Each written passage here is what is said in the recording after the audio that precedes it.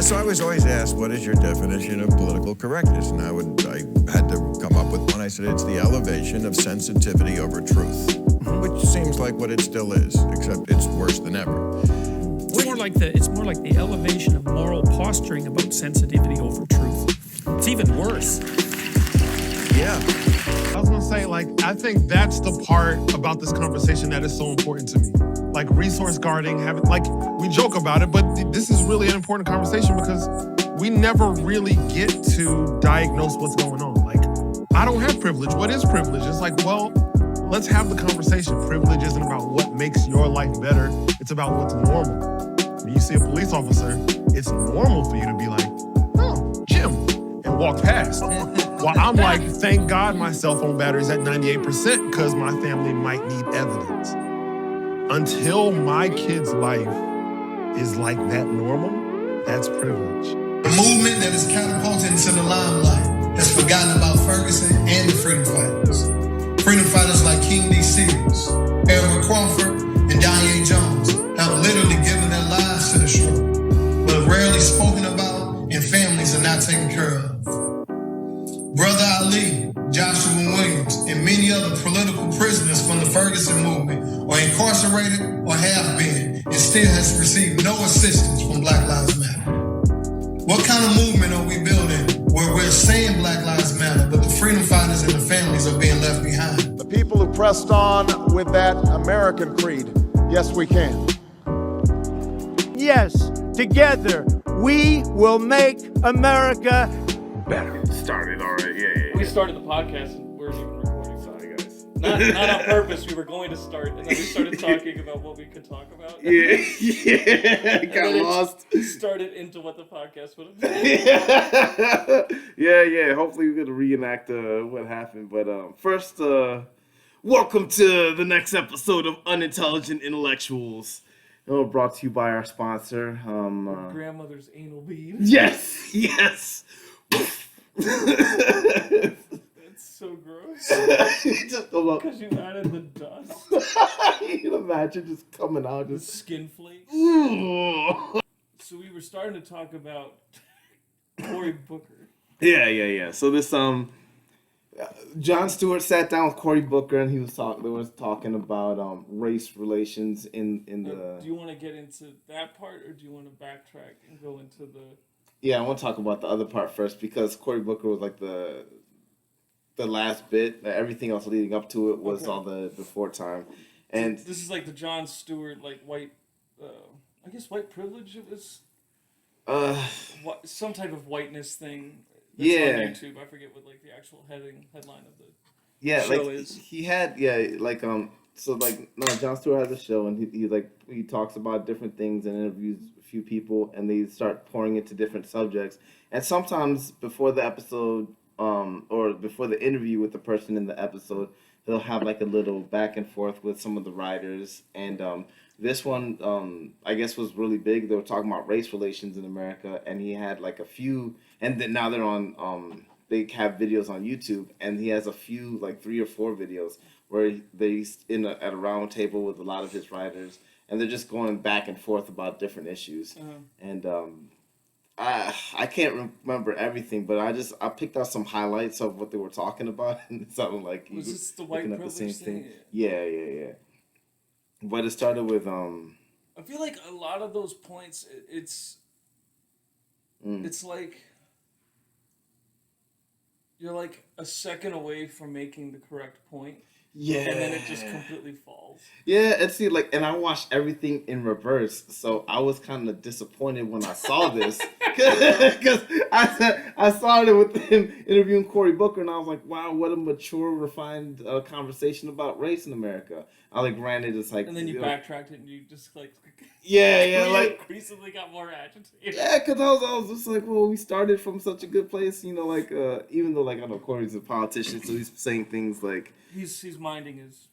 He's not going crazy. Everything's super refined and super toned, and I'm sure Stewart's aware of that or cognizant, or maybe even had a prior conversation. But I was like, whatever. The final product that they put out was that's something that I appreciated and I could relate to, and I had a lot of stuff to talk about. And I was like, man, I want to dive into this. But then, I went backwards and saw all these. He said, I think it started off good because they were talking about like, oh, it's just like being black. There's potential, or there's like extra things that you might have to do. Yeah. Because they were trying to sound like, like don't say like white privilege so much because it's like it makes it feel like white people don't have their own struggles and problems. Yeah. So I was like, oh, this might be going down a good route. Yeah, then I went to be like, well, I'm black, and I get scared when I see cops.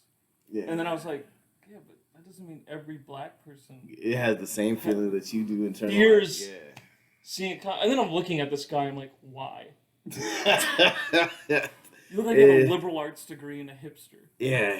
It's... I'm pretty sure the first reaction of cops isn't scared or anger. Grip the gun. I'm gonna kill this black guy wearing glasses and a cardigan. Oh, this fucking button-down shirt's pissing me off. Those express jeans. It's like outfit is more than like what we make in like a week. Yeah, I'm like I don't know if they're the prime garnering suspect the same kind for of police brutality. Yeah, he might be a little hyperbolic in his feelings of fear toward law enforcement. Are you 20 years old and wearing a hoodie and in like South Central? Okay, that could happen. Right, they could beat the shit out of you. Yeah. You're downtown Manhattan wearing like Gucci. Like, I don't think they're beating the shit out of you. I think you're good, bro. I think you're all right. But it's just, but there's a lot of imagined slights, and like they were starting to dive into that, like. And then that implies that then white people aren't scared. Yeah. Like, have you ever asked me what it feels like to get pulled over? It's happened like 10 times. Yeah, I think you've had more bad interactions with cops than I have. Not like bad per se, but like but just uncomfortable. I've been arrested before, so like I know what it feels like to be cuffed and taken to the jail. So like, if I get pulled over, even when I'm doing nothing, coming up. even when I'm doing nothing wrong, and it's not like PTSD, it's just like, fuck. Like, you're aware like do I have like an empty? Do I have like a bottle that's like been opened that's in my back? Yeah. Because I know like if they want to, they could get me on that, and I could have an open container and possibly get suspicion of DUI and then get taken in. Yeah. Now it probably won't set up because then I'll blood test, but like my car still might get like there's all these other elements that can happen. Yeah. So I know when I get pulled over, I'm like, fuck, what is it? Like, you just start looking around. It's like, oh shit. Like I don't think it's wrong. Like, oh wait a minute, I don't think I got my thing expected. So then I'm worried about like that. Like I have all these different things going through my head. So it's not like a cop pulls me over and I'm just like, oh jeez, and I'm just like putting my hands in my pockets and like rummaging around. No, I'm like. Cop pulls me over. I'm like, oh, glove compartment. Let me get my registration. I'm putting the registration upstairs. I'm getting my wallet out there, and I'm like, oh, wait, going. I hope it's nothing bad. Like, It's like, and that kind of points to the fact that there's multiple factors as to why people react that way in that situation. But the conversation. What if you're white and you're on parole? Yeah. But you're not doing anything wrong, but you're getting pulled over. Like you still are gonna be like. I was at this party. I know there was some stuff going on. Did someone rat me out? And now I'm getting pulled over, and they might say that, oh, because I was around them, I'm violating my, there's all these different factors. So it's not like a white person is getting pulled over or interacting with a cop and just saying like, like it's Andy Griffin. Like, hey, how you doing? Top of the morning, officer. That's true. Yeah. Now, granted, there's probably a lot of white people that don't give a shit. Yeah, I'm sure. But to just act like it's just this like bland thing where like all white people are just like, oh, we don't care about interacting with cops. Like it's not fun. Did I tell you about my old job? I worked in a kind of a rough place, but this guy he had interaction. He was drunk, and the sirens go off behind him. Did I tell you about this story? No. No. Okay, but this guy he's a character, but shit, he's storing that one up. There's some beef and eggs and cheese. Oh, damn, nice burrito. No, it was like an omelet thing. Oh, okay. But like he I mean, have to shit violently like that. Oh shit, damn. It was just a lot of cheese. taking it to anime. Remember, I hang around with a lot of black people, so I'm like becoming lactose intolerant. Oh, you gotta check out your cheese and hot sauce. The next thing you know, it's like I gotta take it. Yeah. Like, you go to the doctor's office, like, any concerns? It's like, I might have sickle cell. I don't know. I'm becoming increasingly ashy. No, this guy, he was pulled over. He was well, he's driving drunk. He's always drunk, but all of a sudden, like he was gone for a while from work, and then he came back, and then he was. Sometimes he'll come in and he's like a little tipsy and grab some beers after work, and he comes back after a while and he's not really talking about it. He's just like, oh yeah, I just had to go do something, da da da, and but then he's like never talks about alcohol at all, and then he always comes in, he's always sober, and we're just like, hey man, like you quit alcohol? What's going on? And then he told us one day, he was like, oh no, like the thing that I had to do, he's like, I got pulled over. He's like he was driving home from the bar, and the lights come up behind him, and then he freaks out and he starts gunning it, and then like he tries to jump the median and just like kind of crashes into it, and the cop comes over and pulls him over. Comes over to his window. He's like, what were you doing? Didn't you see me like put on my siren behind you? And he was like, what are you doing? Why are you pulling me over? Don't you know that I'm drunk? It's just like stupid. Oh, is that where that joke comes from? Yeah. Jesus Christ. So, you told me that joke, but okay. I never knew that there was a background story to it. Yeah. So then he went to jail, and then he had like a restricted license, so he could only go to and from work, and he had to get the breathalyzer thing. He can't drink.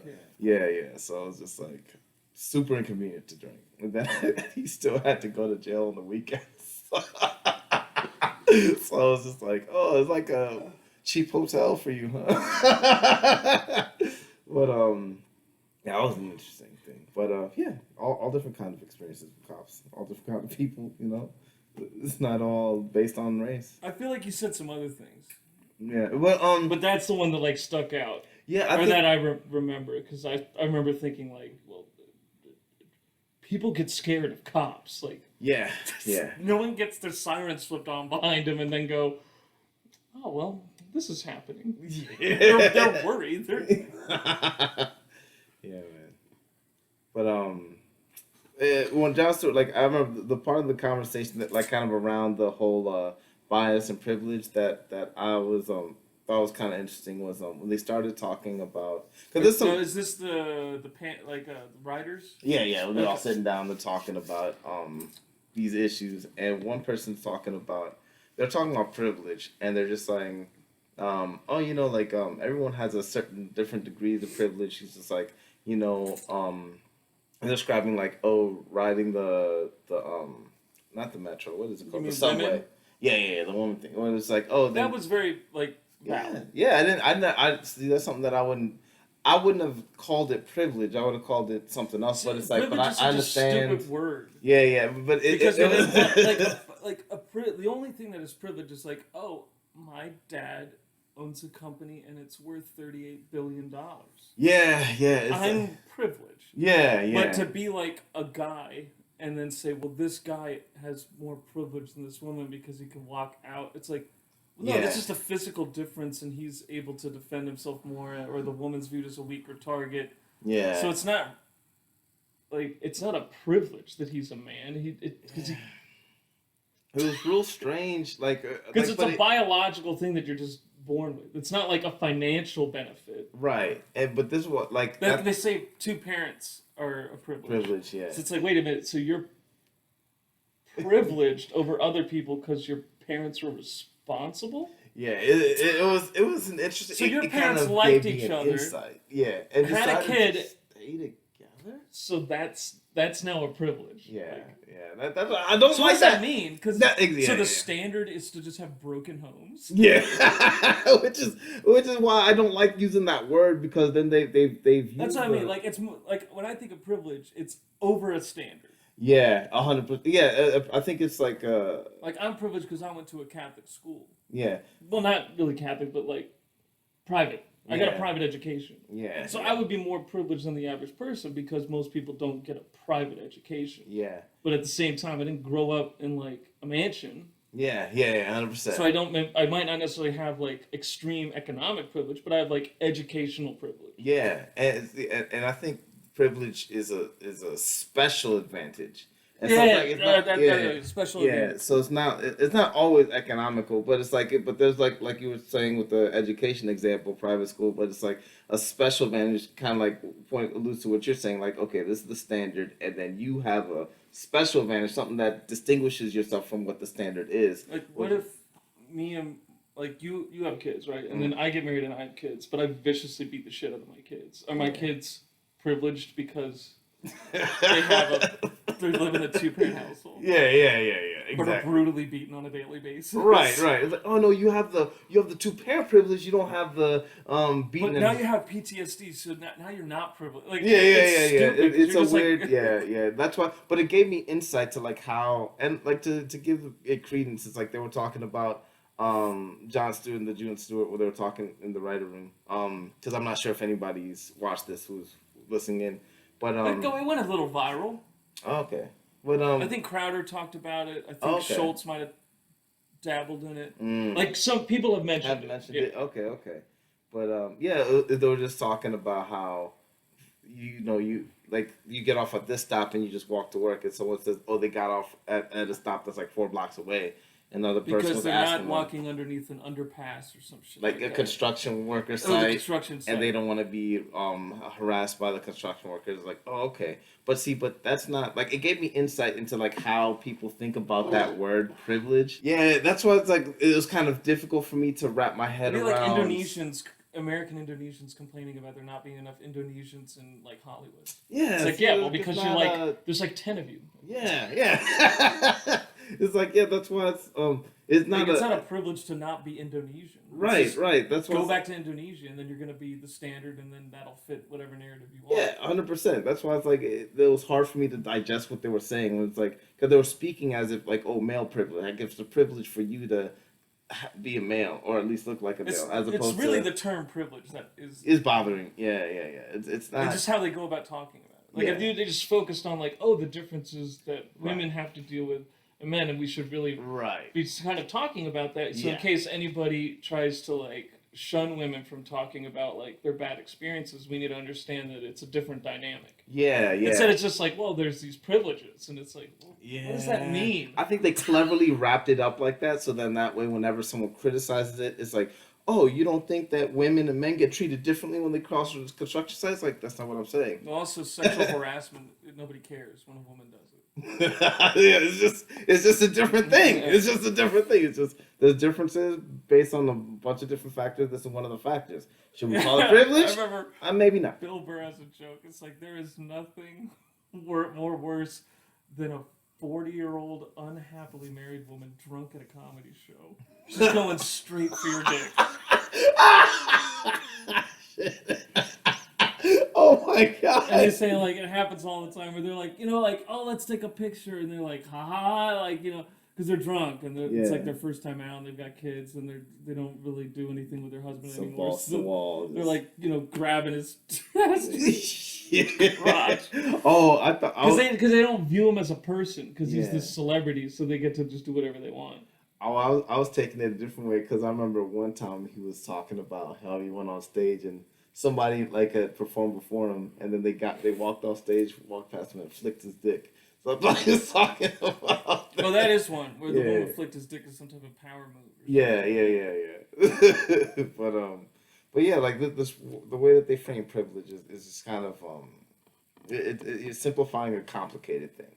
People are different, and the circumstances are different. Like, you don't have to wrap it all up in one simplistic term like this. That's because then you're gonna start asking questions like, well, what overcompensates which privilege? Yeah, like you were saying, like LeBron James's kids. It's like, are you like, can you really definitively, like, the nonsense that people say that, well, like, oh, like any black guy getting killed by cops could easily be one of LeBron James's kids. It's just gated communities where billionaires live. Yeah, I don't think so. Right. Their pictures plastered all over the internet. Well, no, it's not even the picture. It's just environment and community you're living in. You're going to like prestigious private schools, gated communities. No, yeah. No, you're living in a house that's worth like $200 million. Like, the likelihood of cops just coming in and opening fire blindly on just a kid is probably unlikely. Yeah. Unprovoked. Yeah. Like an unprovoked, unwarranted assault on a child is probably not going to happen. No, I feel but it would happen in like a poor area. Yeah. Because it's like, oh, like I don't even give a shit about these people because I'm constantly dealing with them on a daily basis. Right. They're pissing me off. Fuck them. I'm gonna take a club to their head. Right. I just saw 3 dead bodies. I let this one guy go, and I think he might have been responsible for the death of one of them. You know what? Next person I see, no holds bars. I'm gonna I don't give a fuck. Yeah. And then it's some guy like holding a Coke can, and they're like, get it out of your hand. Boom. Like they do that because that's just a regular person in like a usually a not great area. Yeah. So it's not. So it's like it sucks. Like in those circumstances, but that's what we have to look at. We can't say like, "Oh, Denzel Washington's kid is like." Yeah, and that's what. Like Obama said it about his daughters. It's like, black women going to Stanford? Probably not. They're probably not going to be the ones that are in the middle of gunfire with cops. Yeah. Like they might. Like that's what the daughter of the president of the United States. Like that, they're more liable to be recognized. Like they're going to get pulled over, and the person be like. Oh, aren't you? I'm not even talking about recognizing. Yeah, I'm talking about the way you move, overall environment, the way you circumstantial, move, the way you're living, how you're operating within that. Yeah. No, I feel you. It's just like there's these environmental factors that play a lot more of a role than the color of your skin. But it's like we're restricted and simplifying things in these terms of like privilege and skin color. So then we're relating. How more privileged am I to like to Bronny? Right.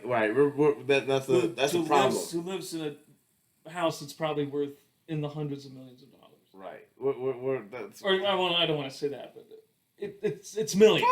Probably not. But yeah. Or at least owns multiple houses that are worth millions of dollars. Yeah. Whose dad is like has a net worth of like over 500 million. Yeah. Like how much more is my privilege as a white person superseding his person as like somebody who may make the NBA and his dad will eventually be worth $1 billion. Yeah. And see, I think it doesn't seem like a shitty dad, so it's not like he's not going to have like access to finances. Yeah.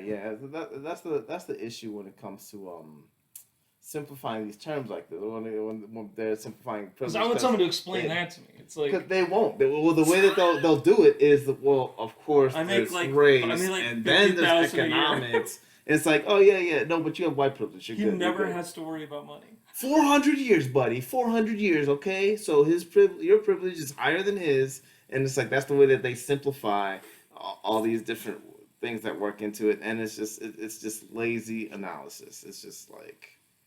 But a lot of the things they were talking about were making sense. Like there's some stuff that I like. They would just go down some type of weird route. Yeah, there's some stuff that I like, but like when it comes to privilege, like for me, it's like I always got frustrated when I heard about privilege, and it's not like I'm not frustrated now, but I'm somewhat now. It's a generalizing term that's like you said is encompassing a complicated issue. And I think now I understand where that's coming from now. After I watched that, I understand it better than I did before. Now at least I like understand the backdrop of it. Like I can see I can understand like why people use privilege in like in all these different circumstances. Before I would look at it like, yo, what the fuck are you talking about? And now I'm just like, oh, what the fuck are you talking about? You know, it's an ideological not talking point, but debating point. Yeah, I just didn't understand where that ideology came from. But now that I do, I feel like we tactic. Could. Yeah, and it's just like when we changed, our society has kind of changed the definition of racism to fit a narrative that black people can't be racist. Yes. Which then in turn is then used as a debating point for why they can't be. Yeah, it's debating tactics. It's not. It's just like with Michael Eric Dyson. Like he's not.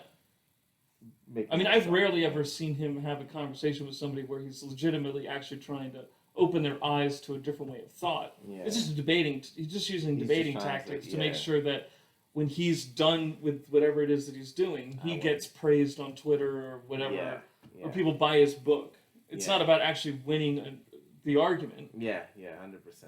It's about like just winning the debate. Yeah, and that's you're not going to solve problems by doing that, and that's one of the things that came out of the conversation with Corey and Stewart when they were, just to give a snapshot on there and fast forwarding a little bit, but he was just kind of talking about how we can't try to make these ideological wins. We have to just focus more on like doing something that's delivering for everybody, as opposed to trying to beat this one specific type of person or isolating this other kind of specific person. It's like, let's do something that's going to help everybody, as opposed to just picking on these turns things. around and we'll publicly do the same. Yeah, I was about to say, the Cory Booker that I saw in this hour interview. I'm not. I'm gonna separate him from the person. I'm a Will Smith.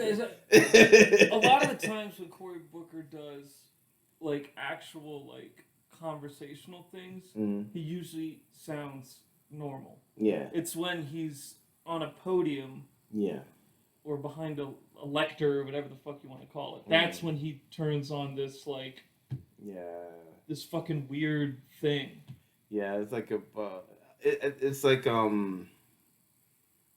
he's following this, like, his religion, so to say, not to say about speaking on his personal, like he's a representative belief, but, of like the church. Yeah. Oh no, but not. I meant from like his dogmatic belief in the Democratic Party, and like. No, I mean the Democratic Party like would be his version of the church. Okay, so we're talking about the same thing. Okay, he's like good. going on Fox News like with the collar representing. Right. 100%. As a representative of the Vatican. Yeah. And so like. Where he's not himself, he's like this different version. Yeah. So like that's you're not gonna get like a solid conversation out of that. But when you pull him aside and talk about things one on one, it's like about like trying to take off the veneer of that collar. It's like, all right. Did he like cry when like he was talking to the nominee?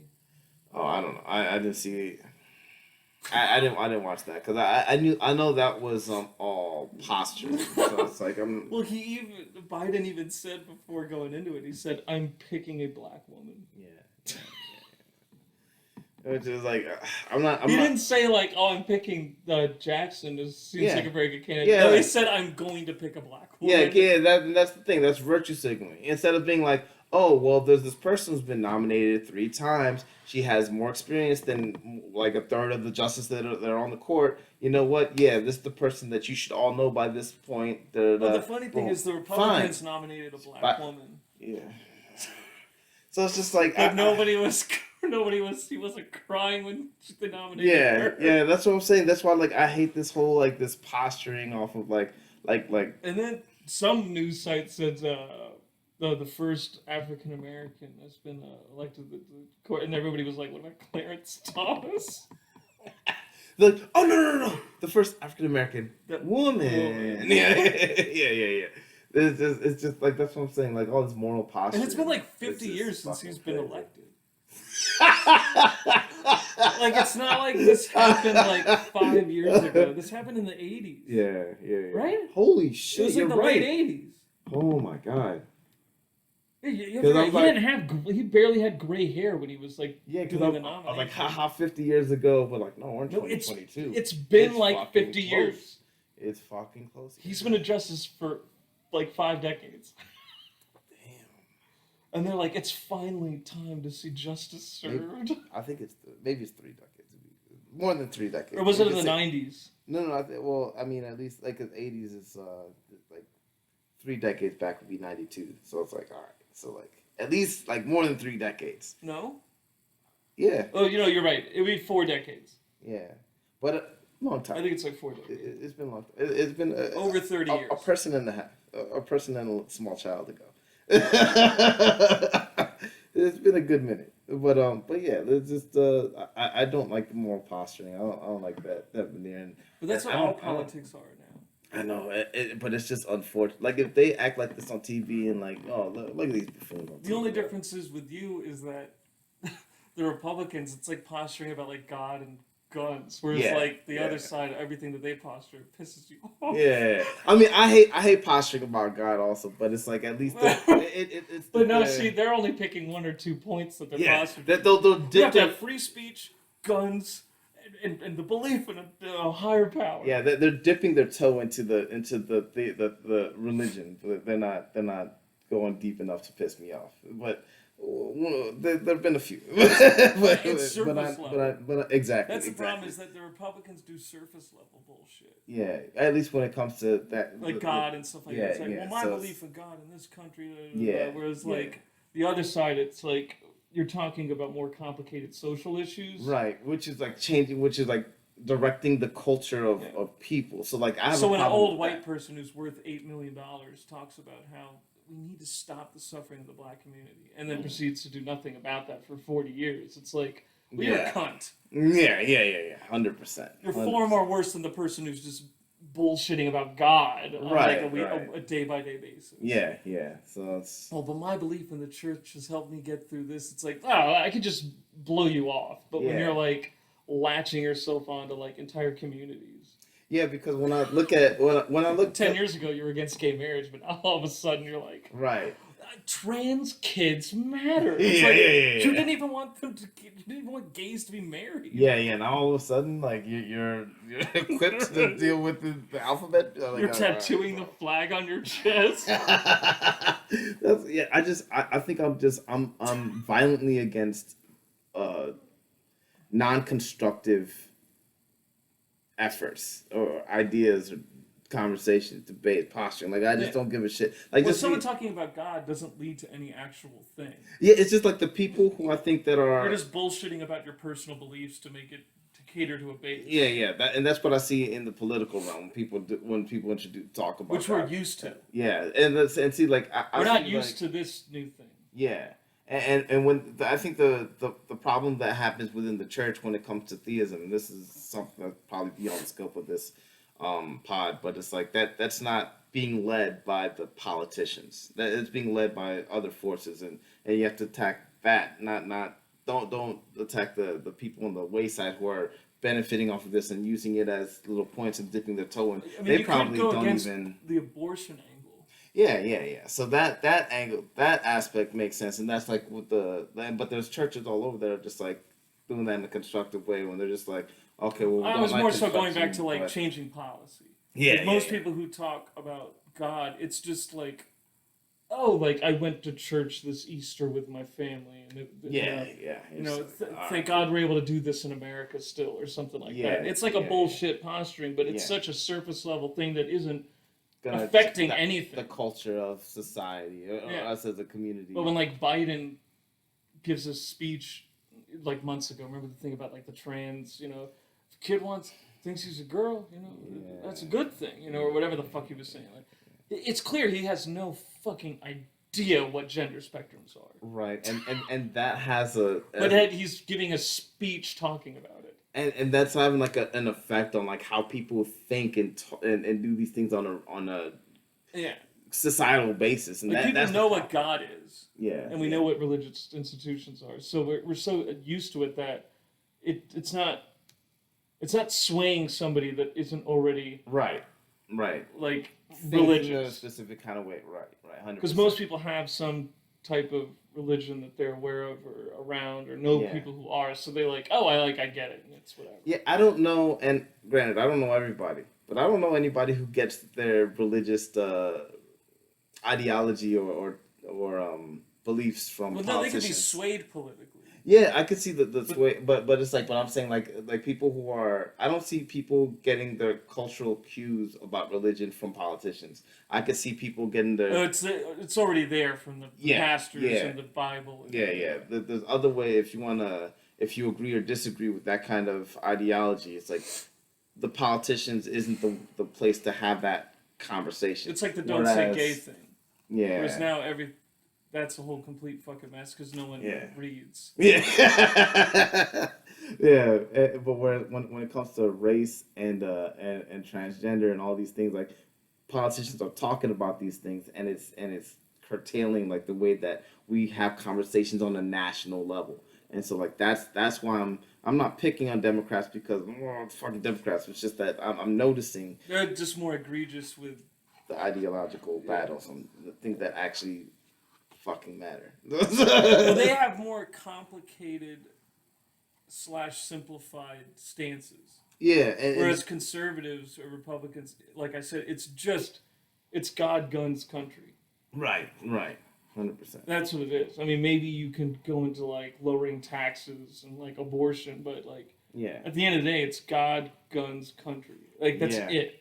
Yeah, and that's not to say like, and that's why like when we look at like ideological different, that's why I'm libertarian. I'm hardcore like just just deal with that big shit, do it in a smart way, figure it out, and leave us the fuck alone. We'll figure it like I largely like just like y'all like one side or another. It's like y'all don't even, because I mean the big strategy that Mitch McConnell's like standing on is like, oh well, don't say anything, don't run on any platform, but we'll do better, but like just kind of stand back. So it's not like he's coming in. The with, Republicans like, have been doing that for decades. Yeah, no. So but they just see the trend, like everyone's upset and that's how with they the get current into situation. Power. Yeah.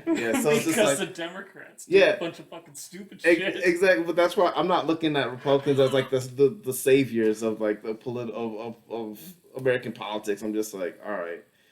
That's how they get into power, is because the Democrats do a bunch of dumb shit. Yeah, and they're just like, all right, we're just gonna ride this tide, and here we are.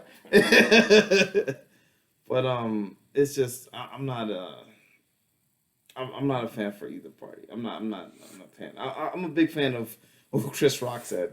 He's just like, how do you make up your mind before you understand what the problem is? He's just like, some stuff I'm liberal about, some stuff I'm conservative about. Depends on what the issue is. It's just there's a way to peel the onion instead of like making an ideological stance, and I think like it makes sense with religion when people make ideological stance because we're moving based off emotion and not based off rationality. Yeah. Which the "Don't Say Gay" bill is a perfect example. Yeah, 100%. It's just like most people weren't even in support of it. Like as far as like it being passed, it wasn't like there was this wave of just thank God it happened. Like it was just like, oh, that happened. Yeah. And then but then there was this huge outcry because they marketed it a good way to be like, oh, they're outlawing the word gay or whatever it was.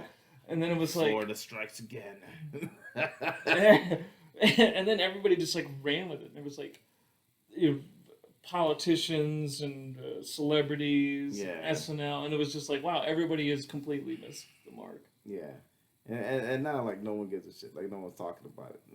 This is like, oh, I thought you cared about this. Like, and that just kind of showcases, like, oh, no, this was like a pretend care. Like, it wasn't even... And then it's just weird. Yeah. Like, the initial response, I understood and I could care less. But, like, the people that are still mad about it now, it's like, are you a pedophile? Like, well, at least... Like, you are fervently angry that you can't talk about homosexuality to a 4-year-old. Well, I mean, that's just like, yeah.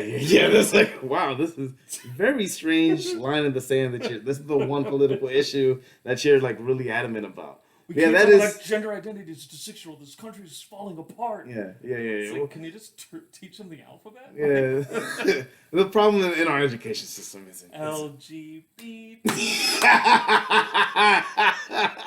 Yeah. So it's that is also strange. So I mean, yeah. So it's not just the people who don't care. That is the weirdest faction. That is the weirdest faction. Then they came up with the OK Groomer. Wait, what's instead of OK Boomer? It's OK Groomer. Oh, because they're grooming. Oh my god. Oh my god. Yeah, that's a problem. That's a problem. So yes, I'll rephrase that. That is the number one problem in that situation. Like, I don't know what the fuck's wrong with those guys.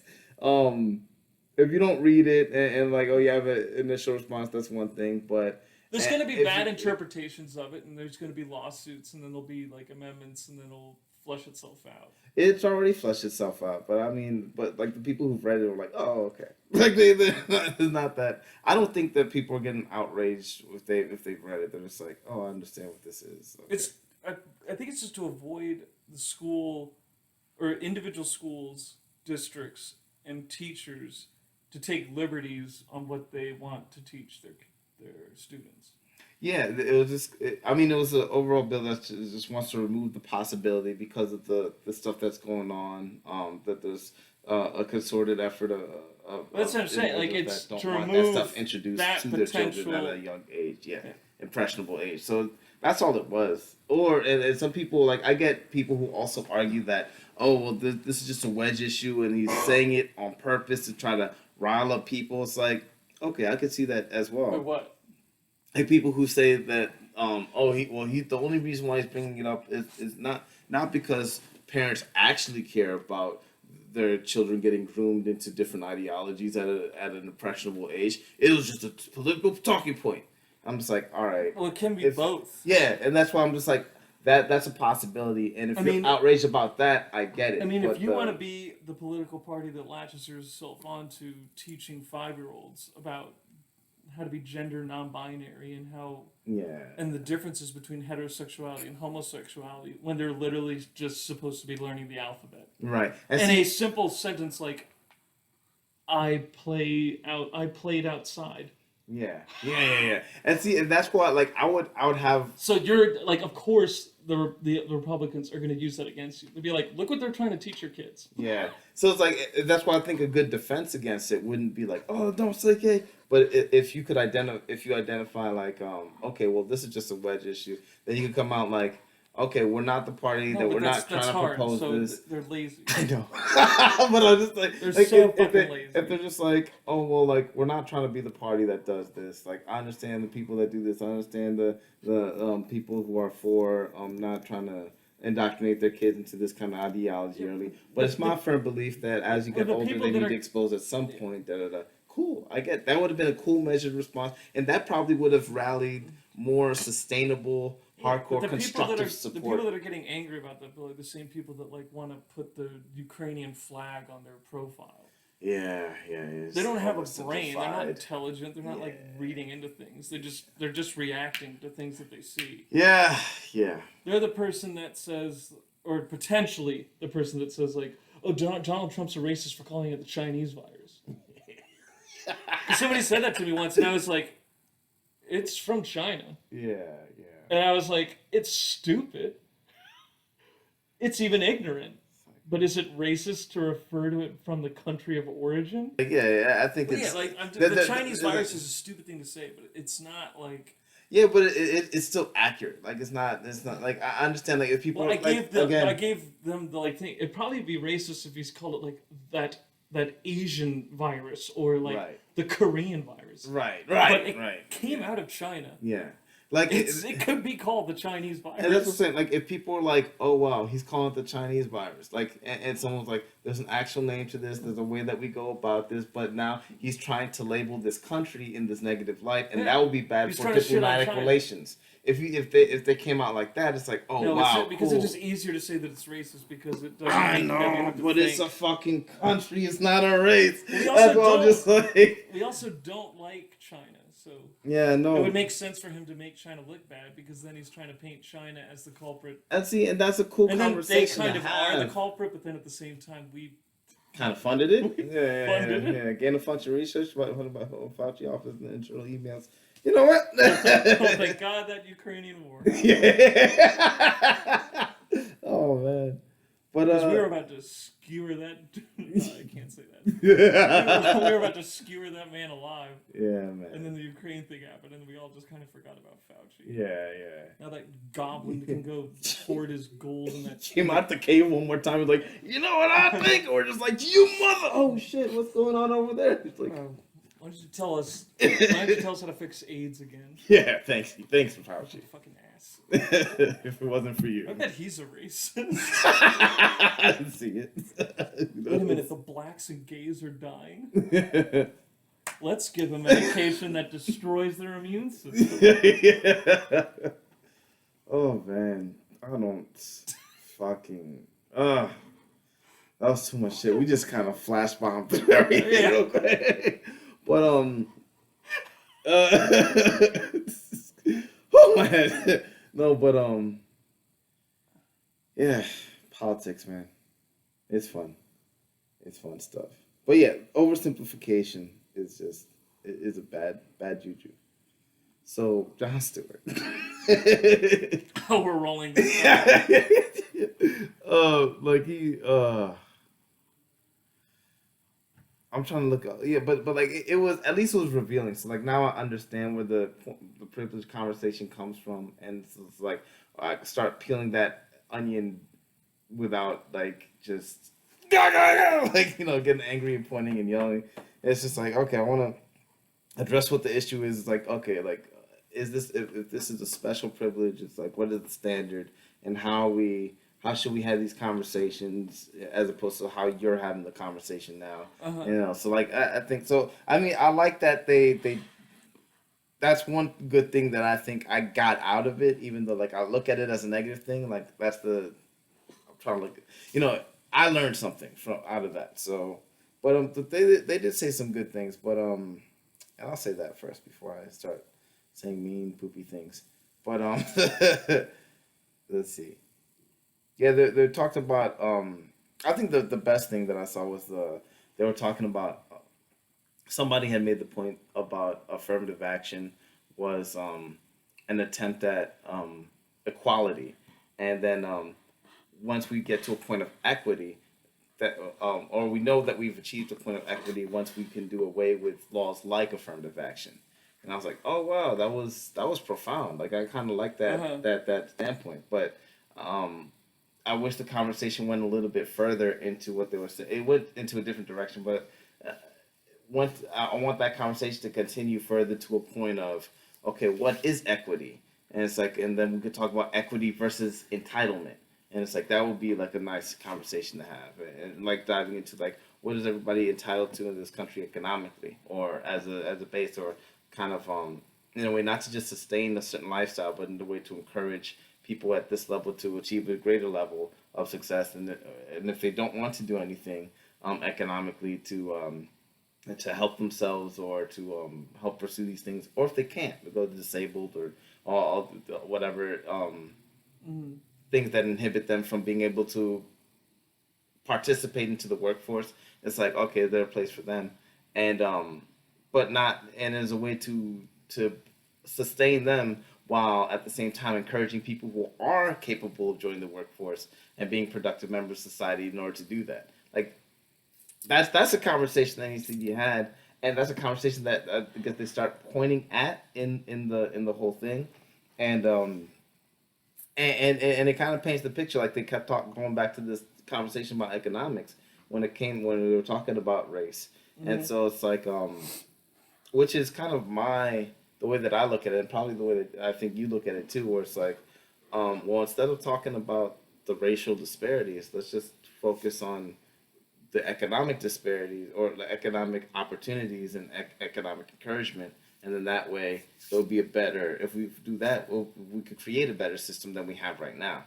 But I think having conversations about race, kind of in an economic lens is the same kind of simplification that having a conversation about being a woman versus being a man and privilege is doing. It's like that's you're taking away from what the conversation could be by simplifying it and dumbing it down to things that might not be. It's not a special privilege. Like it's just. But that's the good thing about it. That I like that the conversation started off or that point was made, and that's a conversation that I think needs to be had in a more constructive way. Not that race shouldn't be talked about at all, but it should be put into the context of history. Like something that happened back then isn't something that we're answering for now. There's residuals. There was something that was sorry to interrupt. No, there was something that was being. I wanted to send this to you, but I forgot. I saw this last night, so it was kind of going around on Twitter, and it was a breakdown from the census of 2013 to 2015, the Census Bureau's income per household broken down by ethnic groups, and like whites are actually in the middle of the pack. Oh wow! Yeah.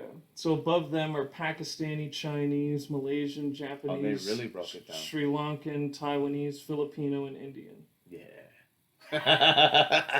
So those all demographic groups make considerably more. Like Indians actually are the top, and they almost double what whites earn on an income, household income. Yeah, and see that's why it's dangerous to again like another simplification. They'll group all Asians together. I don't know, is Vietnamese on that list? Because Below whites, in order, would be from like the most amount to least would be Korean, Indonesian, and then it has the average American, which would encompass everybody, and then Thai, Bangladeshi, Nepali, Hispanic / Latino, and then African Americans. Okay.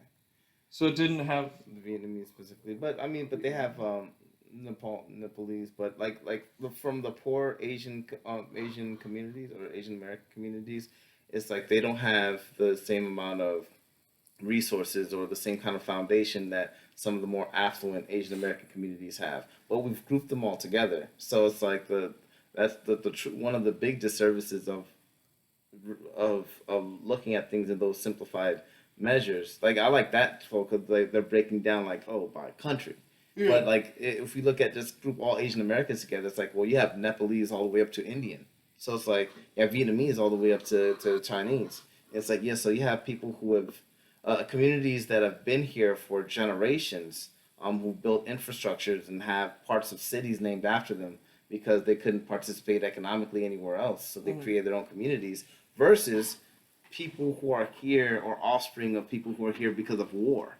So like they're just different communities, and they're just different factors that play into why they are at the point that they are economically or and otherwise.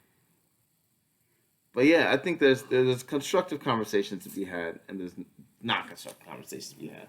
That is an example of constructive conversation and why we should do away by looking at things with race.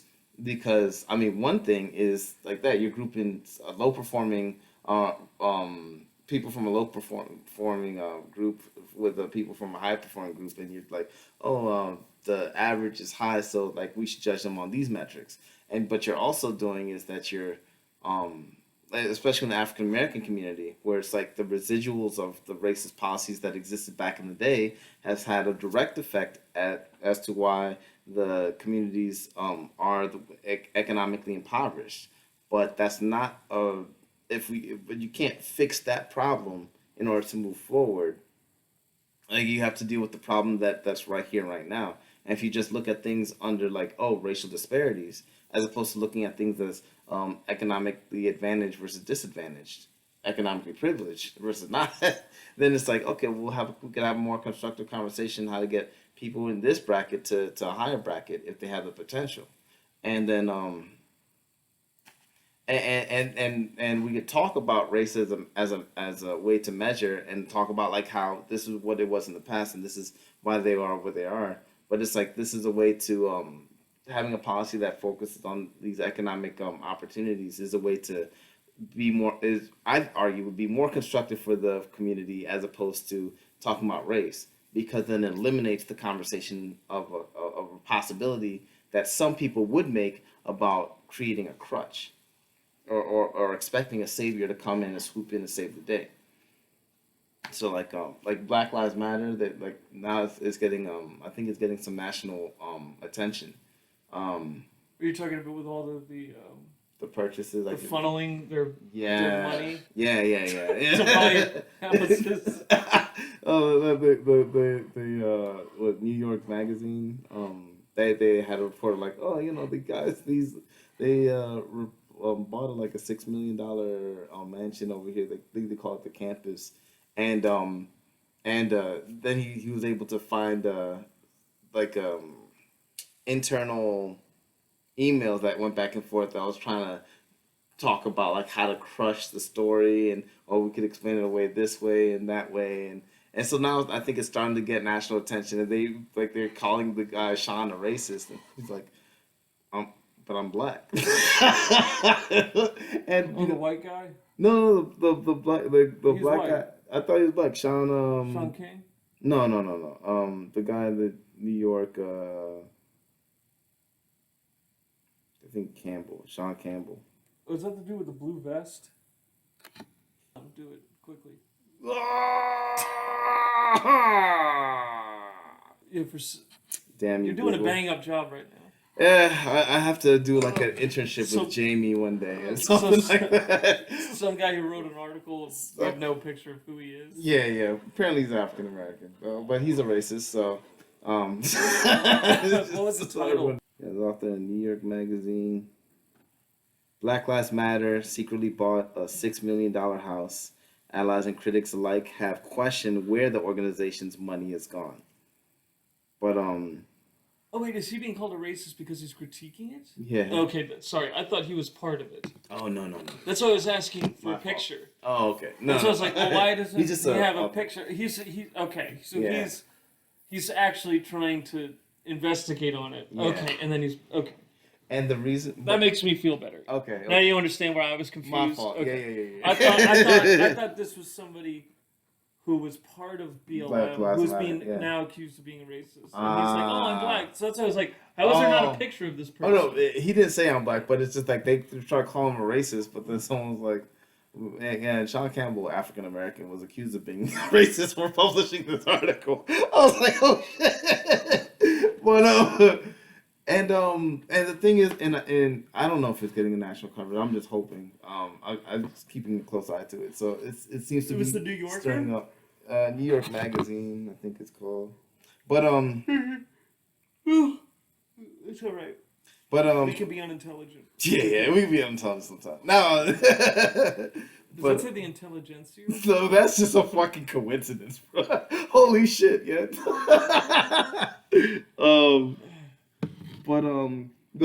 The big reason why, like, I mean, this has happened before, a few times, but the reason why it's gaining so much traction right now, is because a lot of the worry or concern or, people pointing to the fact that, like, oh, I don't know where this money is going, is coming from a lot of Black Lives Matter activists themselves, some of which are like impoverished or some of them are homeless, and they're trying, and because they haven't gotten the support from the national team, and then they do a little investigation, or they hear about this purchase of this campus, and that one of the people is making videos in front of it, and just like, and then the people who are like some of the people who are like the mothers of the people who've died at the hands of law enforcement are, or at least some of them are saying, stop invoking my child's name in order for your fundraising.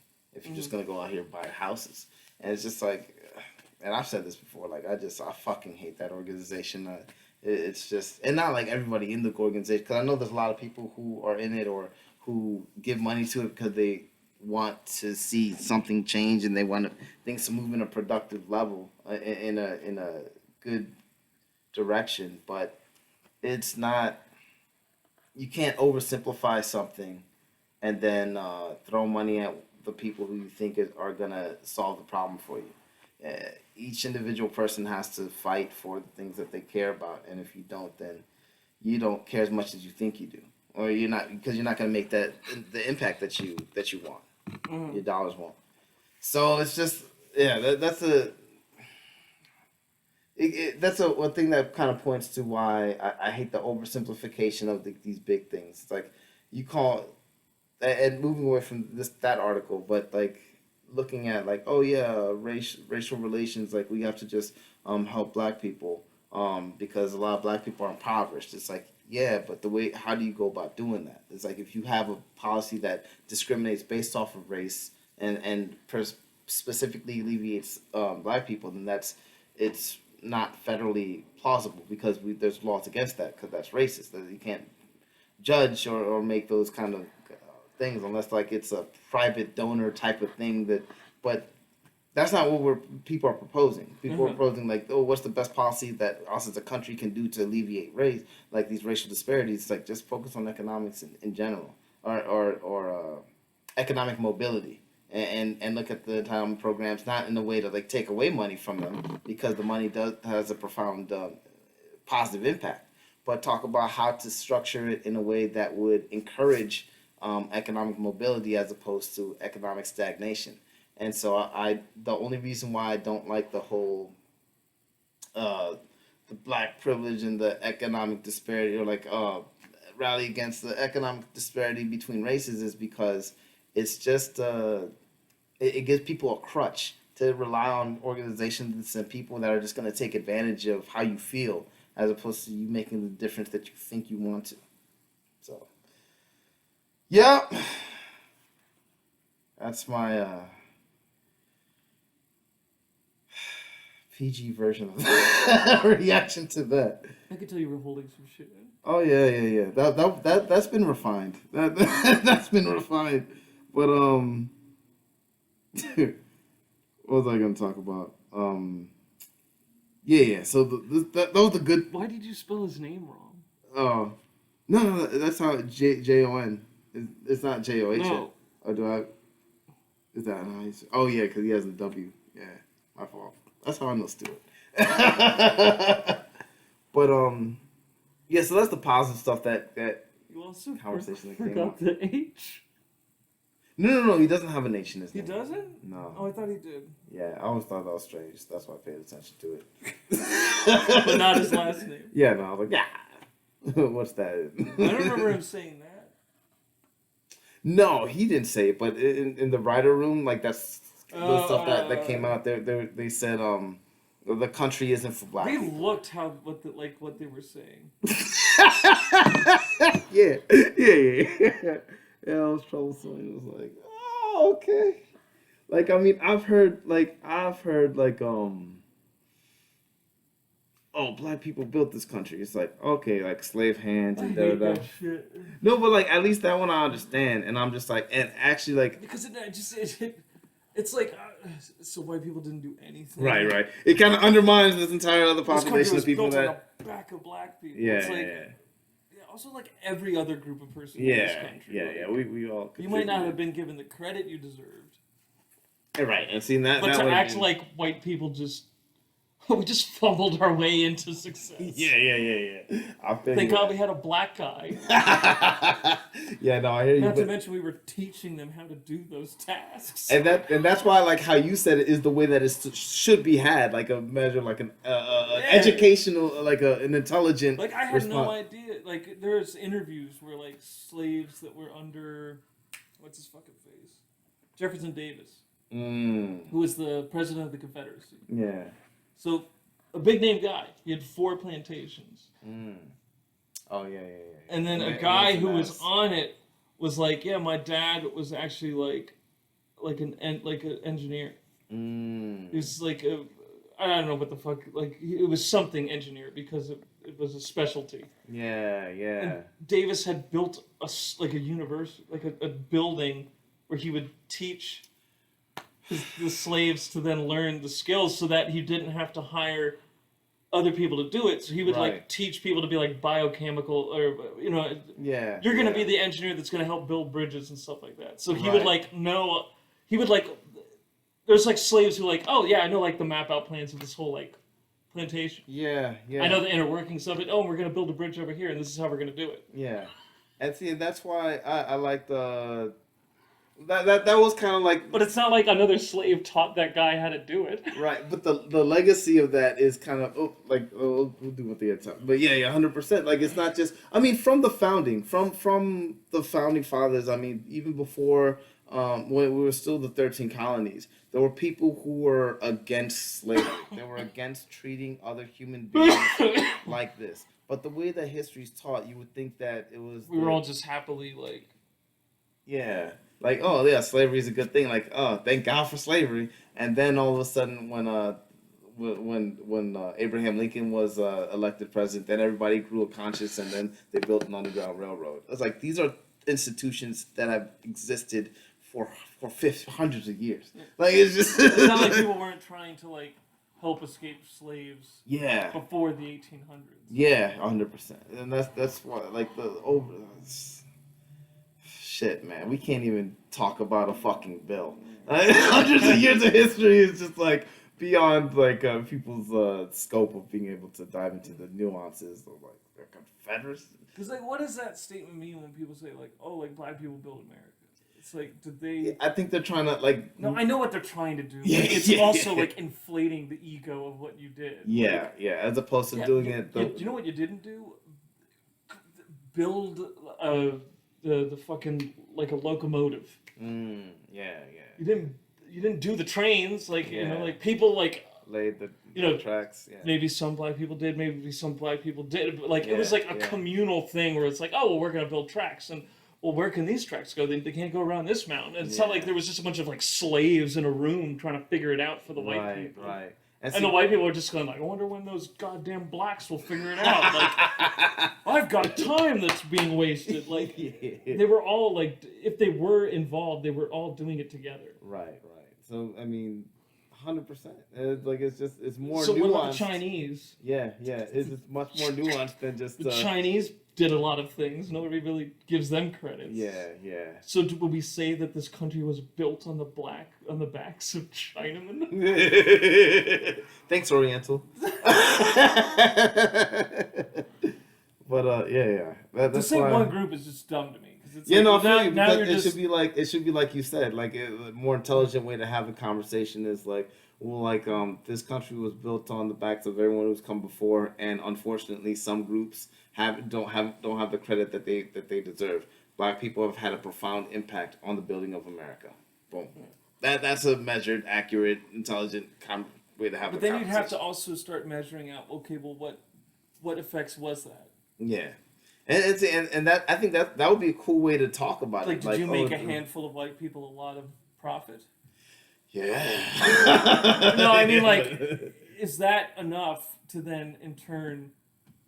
Oh, I see. You get what I'm saying? Yeah. No, but that's why how many white people were benefiting from that? But that would be an oversimplification of the impact of Black Americans in American society.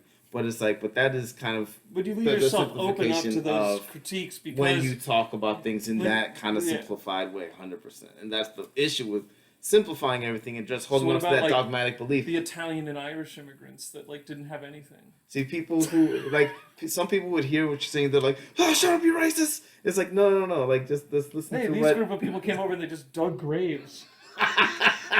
Jesus. Well, yeah, man. Nobody would get buried if they weren't around because nobody wanted to do the job. It's like, what do we just not talk about that? Because I don't care. Yeah, no, that's my point. Is I don't care enough to talk about what the Polish did, or the Germans, or the Irish, or the Italian. Like, if we could just talk about just in general what groups of people did. Yeah, and see, that would be a cool way to. If we're having whatever intersectional studies is, we could separate the present day and from the past. Like the past is like, oh, this stuff had a profound effect on how you were treated, and look at things in this way, and look at the different races and what they were able to build up, and this group did this, and this person and this individual associated with this group. A lot of Chinese helped with the railroad tracks. Yeah. So it's like, which I think I don't know if most people know, but I think a lot of people know, at least now. Yeah. I mean, I don't know. I don't know if people know. It was like freed slaves, Chinese. Yeah. And then it was like whatever the white people that needed money or people that were on the run or something. And they just collected them and they were like, oh well, you're gonna now build these tracks. Yeah. It was hard. It was hard labor, and it was a lot of people died. Yeah. But it's but I think what surprised people a lot about the Chinese community, people already assume oh yeah, if you're from middle nowhere Appalachia, it's all right, you need a job, all right. If you're a free black guy, it's all right, well you can't work in banking, all right. But if the Chinese were a new phenomenon, and they were largely looked at little, frail, weak, lazy, and then when they started laying down these tracks, people were oh shit, not. So I think that was the impact that's why largely it's the Chinese were oh wow. And then they were building businesses. Well, yeah, and then started building the infrastructure, and then we cut them off from the American economy. They were stuck in a country that they couldn't work in. And I was like, oh, that's a little fucked up, and that's the whole reason behind Chinatowns, and that's why Chinese Americans are laid down an infrastructure that is very. It's a solid communal self-helping society where it's they could help other people who are coming over from the mainland or help themselves. But they're not complaining. Yeah, because they had that infrastructure, and they're just they've isolated it as to okay, well, how do we get from A to from B to C as opposed to focusing on even having this discussion just doesn't make any sense to me because it doesn't do anything to change the issues that black people face today. Yeah, that's what, like, we need to focus on, like, oh, what are these issues and how we get to the next So one. what, you want us to, like, just make a real effort to acknowledge all of the things that black people did or did not accomplish in the 1800s, and that's going to make you feel better about the fact that you don't have any future today? And I think that's the issue. The issue is, like you said, make them feel better, as opposed to, like, all right, let's do better. Let's do better. Like, it's not like everything's fixed, and they're like, hey, we need to do a better job about this history thing. I mean, everything's good now. We should talk about this. It's like, no, things are not good now, and why even bring that up? Yeah, man. What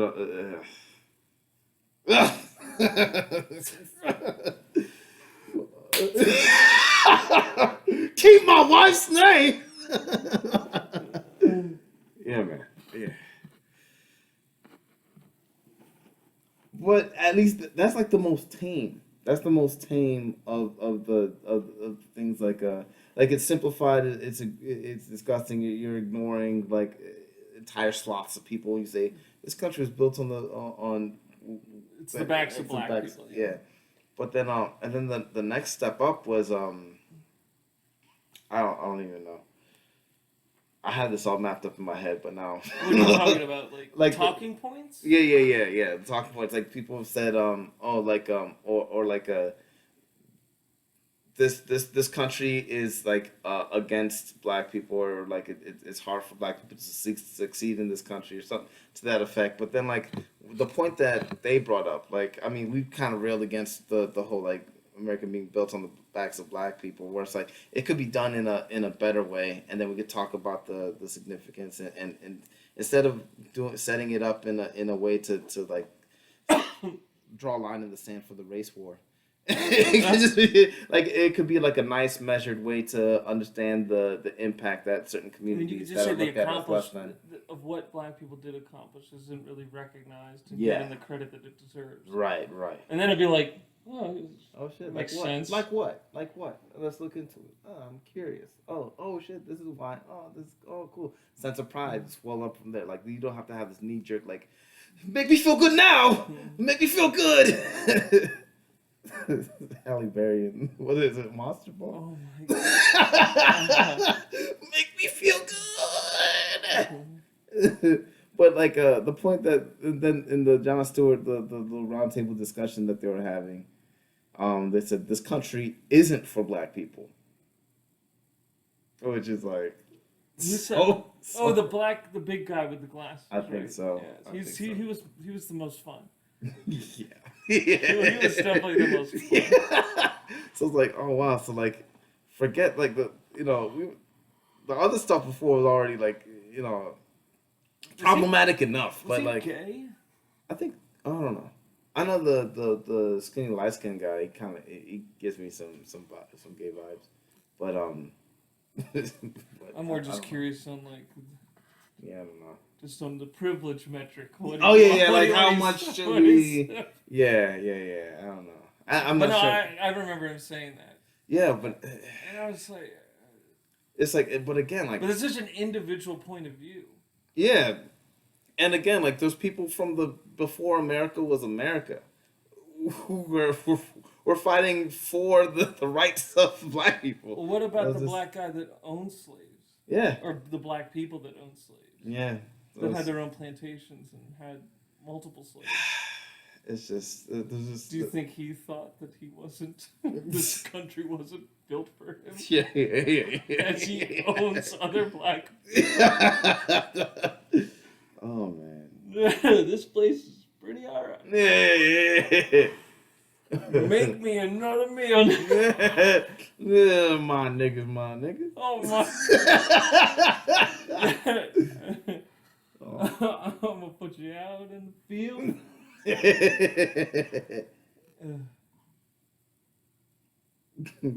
Do blackface for me. If he's just sitting down in his plantation house, just like, how many slaves perform? God, put on blackface. I need you darker. Yeah. But is it But just not. Because like there are black people that are like their dad was a cop. They're a cop. And they like they like their community. They like where they're at. They like Yeah, and have some type of honor because they've got like the flag patch, and they're like, Yeah, yeah, you know, blue shield, I like yeah. you know, I love it here. yeah, Like he doesn't have this mindset where he's like, I'm not living in a place that is, or I'm living in a place that isn't for me. Because he's like, I am the place. yeah. The term itself is like it's not made for black people. It's like he's not talking about Jamaicans. He's not talking about Africans. He's talking about Black Americans.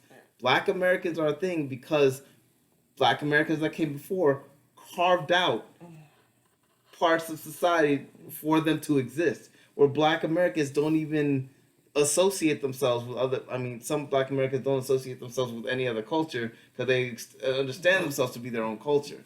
So it's like to say that the country that birthed the people that we now refer to as Black Americans or Black people isn't built for Black people is in itself like It doesn't. Would that be an oxymoron? yes. It doesn't. I don't know words. Yeah, it's like It sounded can't right be within true. the Yeah, sentence. it's like if you kill me, I'll kill you. Or if you die, I'll kill you. Like it's oxymoronic. It doesn't make. I'm not. That's too stupid of a Well, the phrase to problem dive is into. that with how we talk today is everything is based off with individuality. Yeah. That's then pushed onto like your group that you are Yeah. representing. I was about to say, So he thinks that he doesn't fit in American society for whatever reason. I mean, he seems to have done pretty well because he's doing better than us. yeah, yeah. I think But it's not focused enough on individuality. But that doesn't mean that other Black people don't feel perfectly fine. yeah, it's like he's Like there are Black farmers who are like, "Hey, what's going on, Cliff? Like, Right. I'm just here to get my feed." There's a Black farmer. Oh yeah, the order just came in yesterday. I was waiting for you to pick it up. Like, I mean, like. Yeah. I'm pretty sure those Black farmers that have like generationally been living in like Oklahoma in some rural town aren't like, God, I just don't feel like I belong. No, they're just like, Yeah. no, I'm just here to work. Like, And it kind of the phrase. I need to get a new tractor. I'm going into town. Like, Yeah, they're yeah. not like thinking about. like There's not enough country. Black people on the Grammys. Yeah, trying to dig into the ground. Is that a rock or is this country just rejecting me again?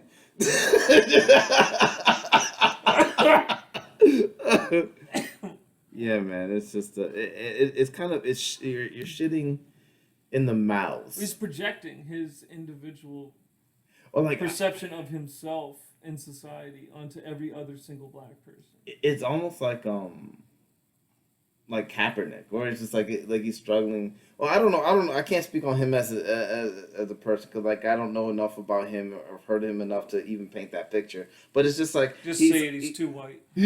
well, he's operating. Sounds like a privileged white woman screaming from the suburbs about. But I'll be nicer. Their lives matter. Yeah, he's treating Black people as a monolithic creature, and it's just and he's demanding, like they're talking about race, but he's ironically shitting on all the Black people who fought for racial equity up to this point. Like Frederick Douglass never made the argument like, oh, this country wasn't made for Black people. Like he made the argument that, oh, I can't celebrate over here the Independence Day because there's people who look like me who are shackled. It's like, oh, okay. So it's like, and then it's like, live up to the promise that you've made to yourselves, and or else you're living like a hypocrite. It's like, okay, like MLK, same thing. Booker T, like even Du Bois. It's like it's Malcolm X. Like it's just like this. Like you're shitting in all of their mouths when you're talking about like, oh, it's not made for Black people. It's like, well, why the fuck did they stay here and fight so hard? I know they didn't do all that shit for you to sit here and be like, it's not for us. Well, that's not what he means. That's how I feel, because it's like that's how. Well, now you're in your feelings and you're a bitch. I am. I'm a little bitch, man. That was an accurate portrayal of how I feel, man. Because it's just like I was thinking of that fucking Knocked Up. You're a bitch. I hate your face and you're a bitch. yeah. But it's just like I don't even know if that's what he says. It's just something about him. When they're high on the mushrooms. I feel you. Remember, and they went to Circus Soleil, and then they flipped out, and they had to leave. I don't remember movies play by play like that. Okay. I'm a little effort. It's been a while since I've seen it, so I forget the actual specific dialogue. Yeah, I have to make. Oh, they said I want to punch your face in your bitch. Oh, okay. Because the guy said, I don't know if I'm happy in my life. I remember laughing a lot. I just can't remember. I'm just like, Like, I have to watch something recently. I have to make an effort to, like, try to commit stuff to memory. Because I feel like I keep disappointing you. I remember this part of the movie. I'm like, yeah, that was funny. Yeah, I remember this specific part. Yeah, you remember? I'm like... No.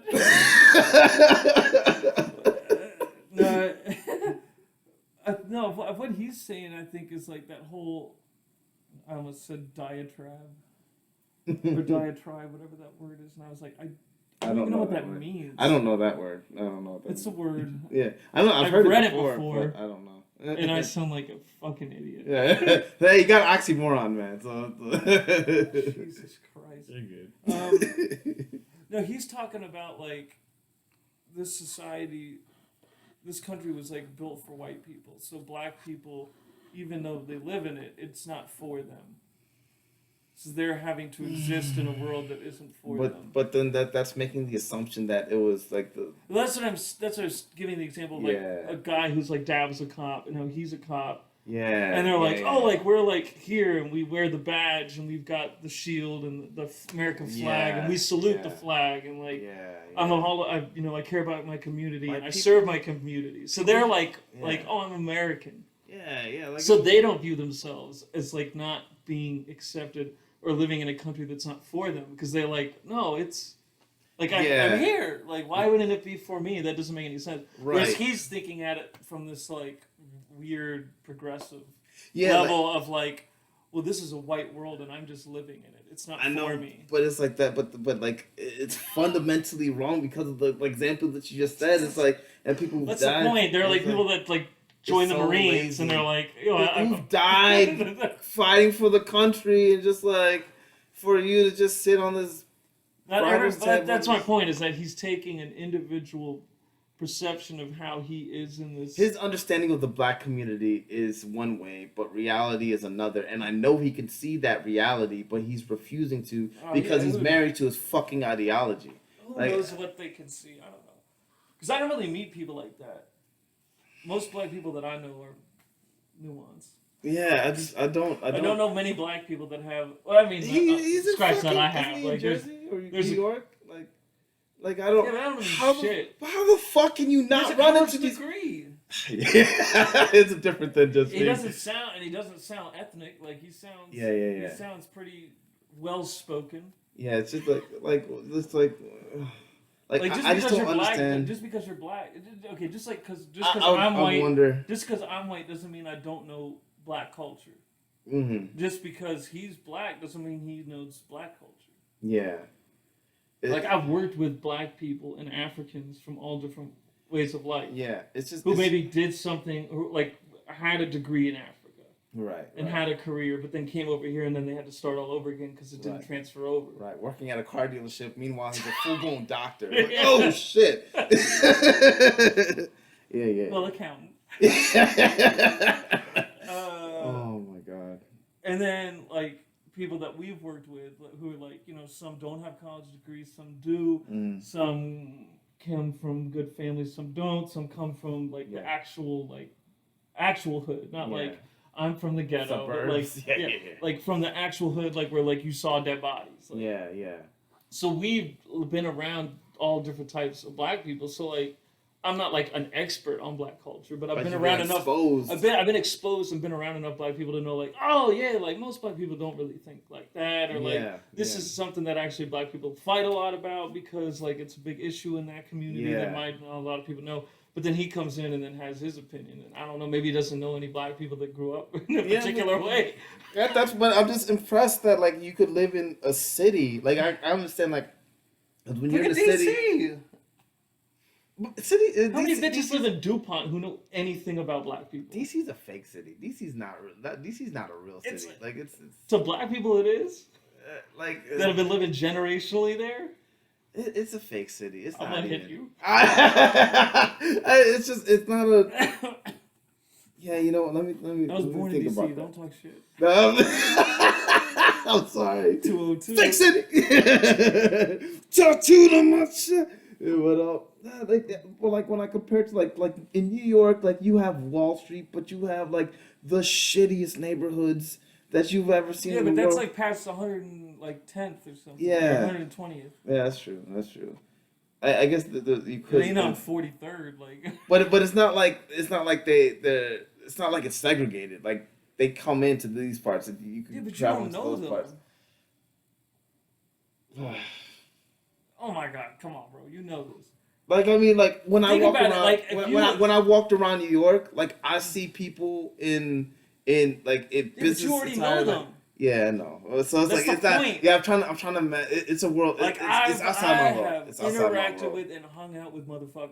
Yeah, Like, yeah. I think everybody knows what I mean by that. Like Yeah, dudes from around the way who didn't fuck around, who maybe had a gun on them. yeah. But I've So- also hung out with black people that have like college degrees or master's degrees. Yeah. Or highly intelligent and really just like to sit down on a Saturday and read a book. Like Yeah. I'm just trying I've to. hung out with those. Whereas like imagine- if you're from the suburbs Yeah.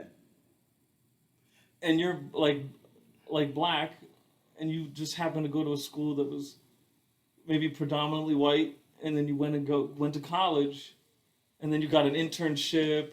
Yeah, No, no, you stayed I at hear you. home. I hear you. And But I'm then just when you saying, finally got your job and maybe moved into a city, and then well, now you're making $70K, and you got your own place, and it's not a perfect neighborhood, but you know it fits. okay. Like, how the fuck are you expecting that person to know how like? Because like I mean, the only reason why I say it is because and I'm biased. I'm looking at it from my perspective, like exposed. Then you're no worse than him. I'm exposed because like I'm thinking like what if he sees this like because it's not like it's isolated. Like you can see it if you're in the city, you see it. So it's like I wonder if he sees it. If he's walking around and he sees it and he's like, oh Seeing man, is not knowing. yeah, maybe like he's not interacting. White with people it. see black people in the city and they think they ain't shit. Yeah, so They just see them and like they can't talk right. They look weird. They fucking wear weird clothes. Yeah. Why are they walking like that? that's Just true. because you see it doesn't mean you know them. Yeah, but I'm But then I've been around a few, so I'm like, oh, like this dude's fine. That dude's not okay. yeah, Like, yeah. ooh, this person's on crack, so I'm gonna kind of stay away from him. This person, Not gonna slap him in the face for talking about my balls. it's like, oh, this dude's just Yeah, this man. dude just is like Caribbean and has dreads. Like, there's nothing wrong with him. This dude, however, he does have dreads, but he's walking this particular way, and I could tell just by like what he's got going Yeah. on. Maybe I could see that he's got a flag or something like that, and I'm like, fuck that. I'm not making any eye contact with this motherfucker at all, and I'm Yeah. just keep it straight and not do anything. Yeah, I'm But trying that's to because I've been imagine- around them, and I know, and I can kind of sense and Yeah.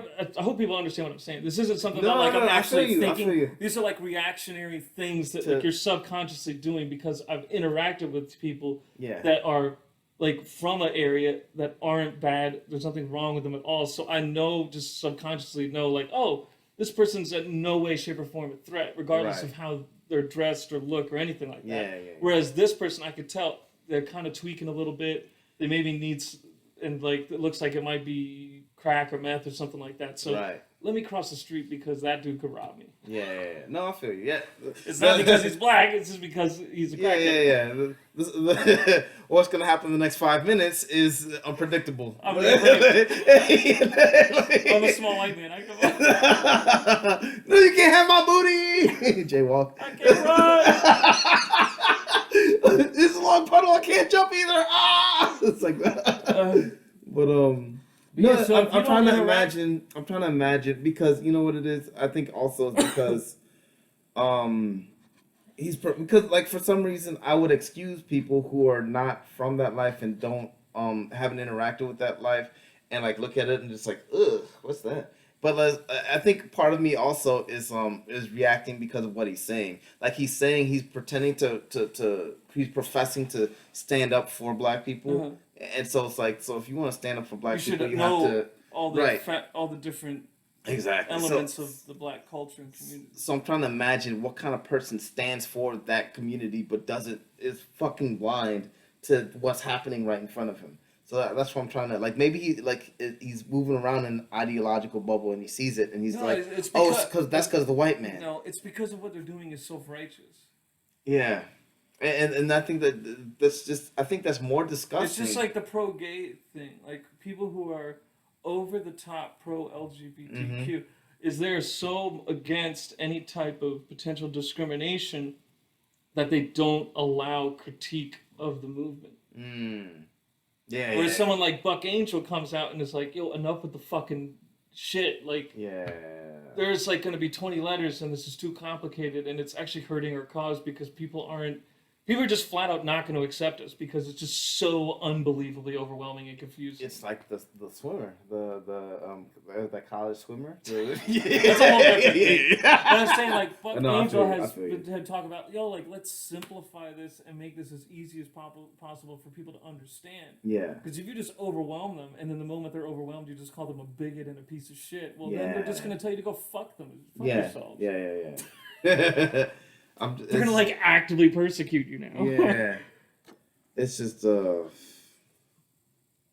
it frustrates me more but like when I see it. I won't say it's more disgusting. Many people, it frustrates me. Like you'll hear people talk about like the issues with trans in like the black community, right? Because like there is a higher rate of violence against trans women. Yeah. Because of I don't want to get into it, but we know the potential dynamics for how that a decade or two ago, like I think we're on the same wavelength. That's not even. But that's a thing that exists. Yeah. Regardless of what the reasons are, good or bad or whatever, like there's an element of real issues that black men or straight black men have with black trans women. Yeah. For whatever reason that is. Maybe we can go into later at a different podcast, but that's a thing, right? Now, we know that. Now, but there are some maybe like white people who are like all about being pro-black and all about being pro-LGBTQ, but they really don't actually know black people. And if you told them that, like if I told them that, they might tell me that I'm a fucking moron. What are you talking about? Because I know. Yeah. I'm just. Or if somebody black person tried to tell them like, hey, that's like not a like they would be like dumbfounded. Yeah. Because they've never bothered to actually talk to like regular black people to know like, that's an actual issue. Yeah. Even homosexuality isn't really like it's still shaky. Yeah, that's kind of where I was going, but I'm just saying like there are real elements of issues that LGBTQ people have in the black community that a lot of people might not actually know or are aware of. But it's specific to that. I'm curious because this isn't something I haven't really gave a lot of thought until just with this conversation. But I wonder how many black people profess, not just like drifting off of black struggle in America, like in the Black Lives Matter organizations, but like how many black people think that they're trying to fight against racism, but aren't in tune with the different elements within the race. Because like I understand, I could see it from like. You could maybe make the argument that's like Jamel Hill. Who's that guy? That's not the chick. Whoops. From ESPN. Remember, she's the one that said Donald Trump's a racist. Oh, okay. You remember her? Yeah. But then she came out really pro Kaepernick. Like, she's just extra pro black and liberal. Yeah. I don't know if she's liberal because that's unfair for me to put that on I her. understand in the Kaepernick sense because Kaepernick's case because like he was removed from this and he was trying to self-identify. But I'm saying maybe that's much more common than like, I think it would be wrong of me to like assume that she's just like some vulture trying to like get attention. Yeah. She probably actually gives a shit. Yeah. And cares. But she doesn't have. Shit, I wonder. Because once you have the mindset, like it's the mindset. Yeah.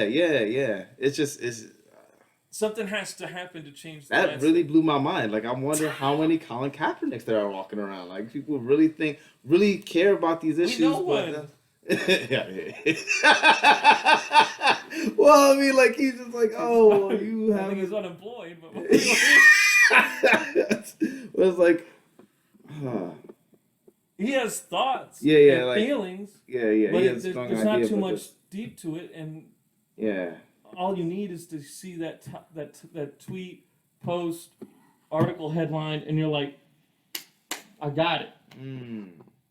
I never thought about him as like, oh, he's not exposed to this. I just thought like, oh, he's taking like, oh, he's not thinking this all the way out. That's what I always thought of it. I mean, that's what it is. Yeah, but I mean, that's the simple way of saying it. We're talking about it more to like a greater.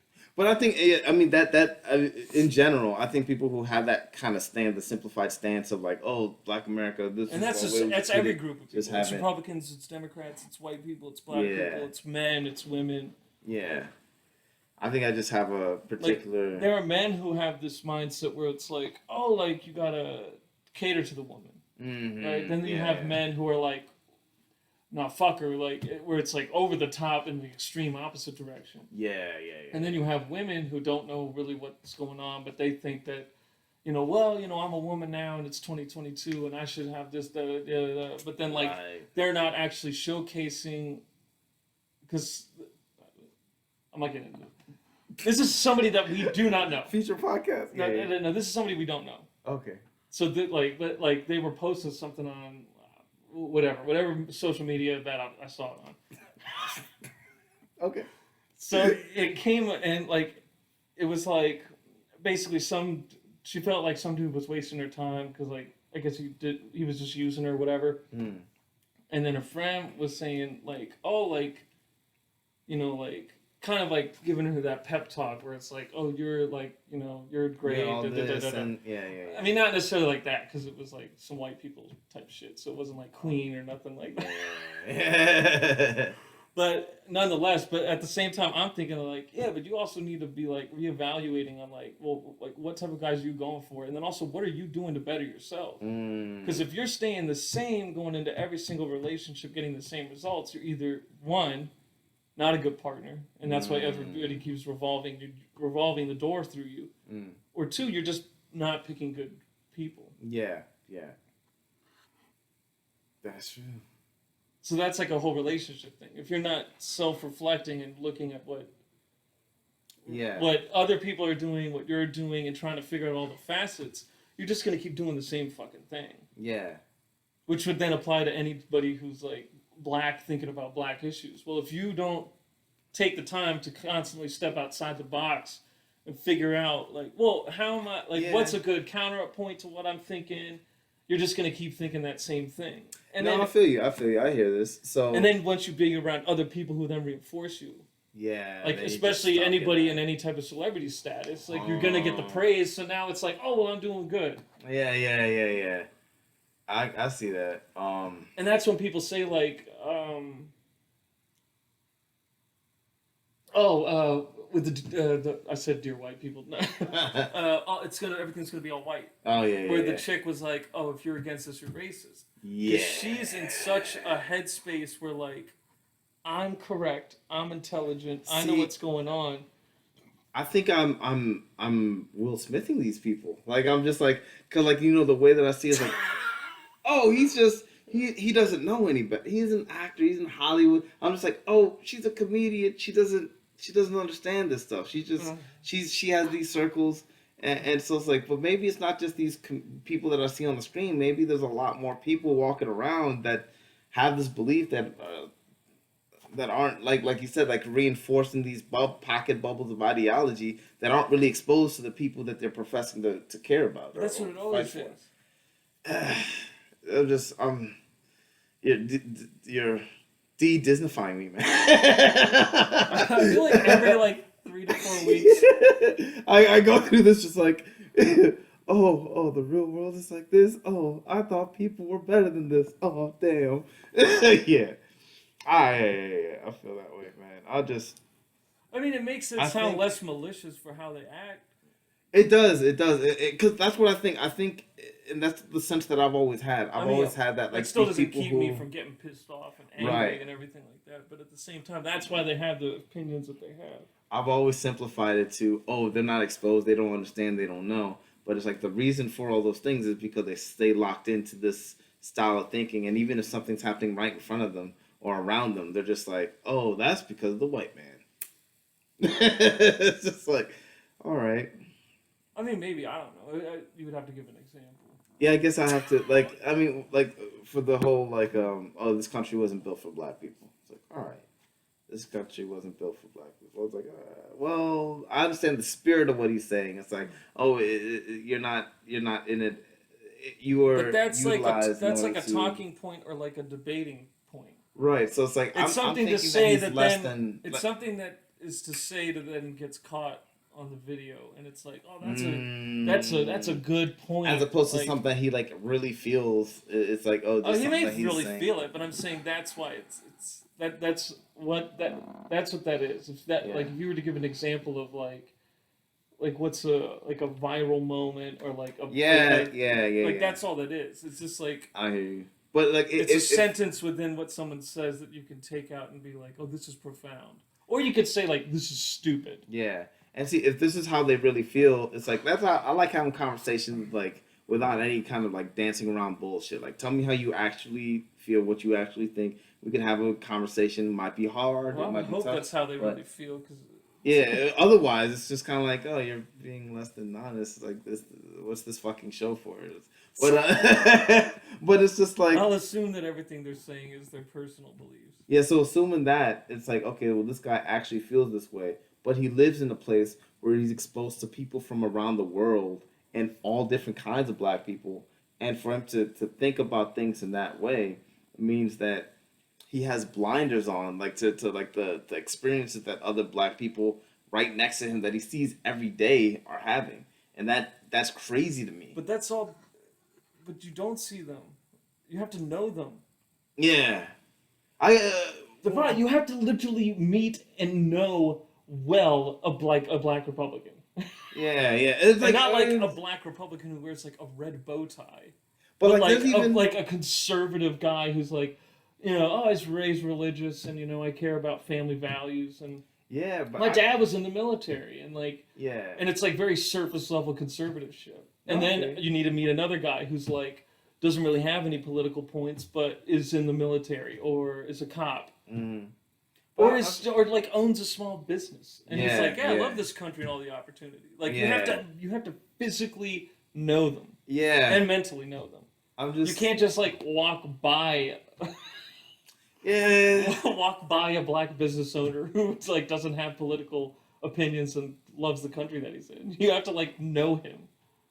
Yeah, I don't know, cause like if I guess everyone's brain works in a unique way.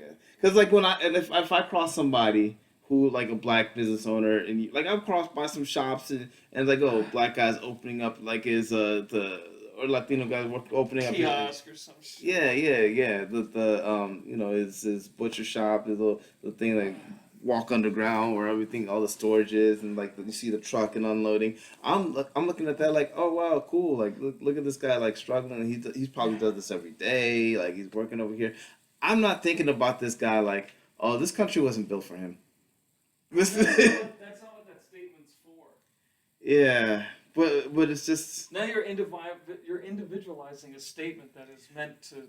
But like he's because he's saying the statement as if it's true, like because black people are monolithic. But how can you say that if you literally walk by people who have different experiences that destroy this ideology?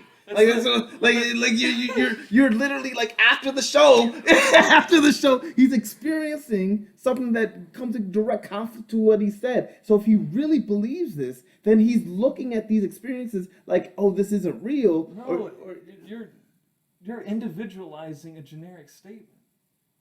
I'm applying his generic statement because if you can't apply a generic statement to an individual. But if it's a generic statement, it has to be true for everybody, and if it's not, the generic statement is false. The fault. Yeah. It's not false. It's the fault in what.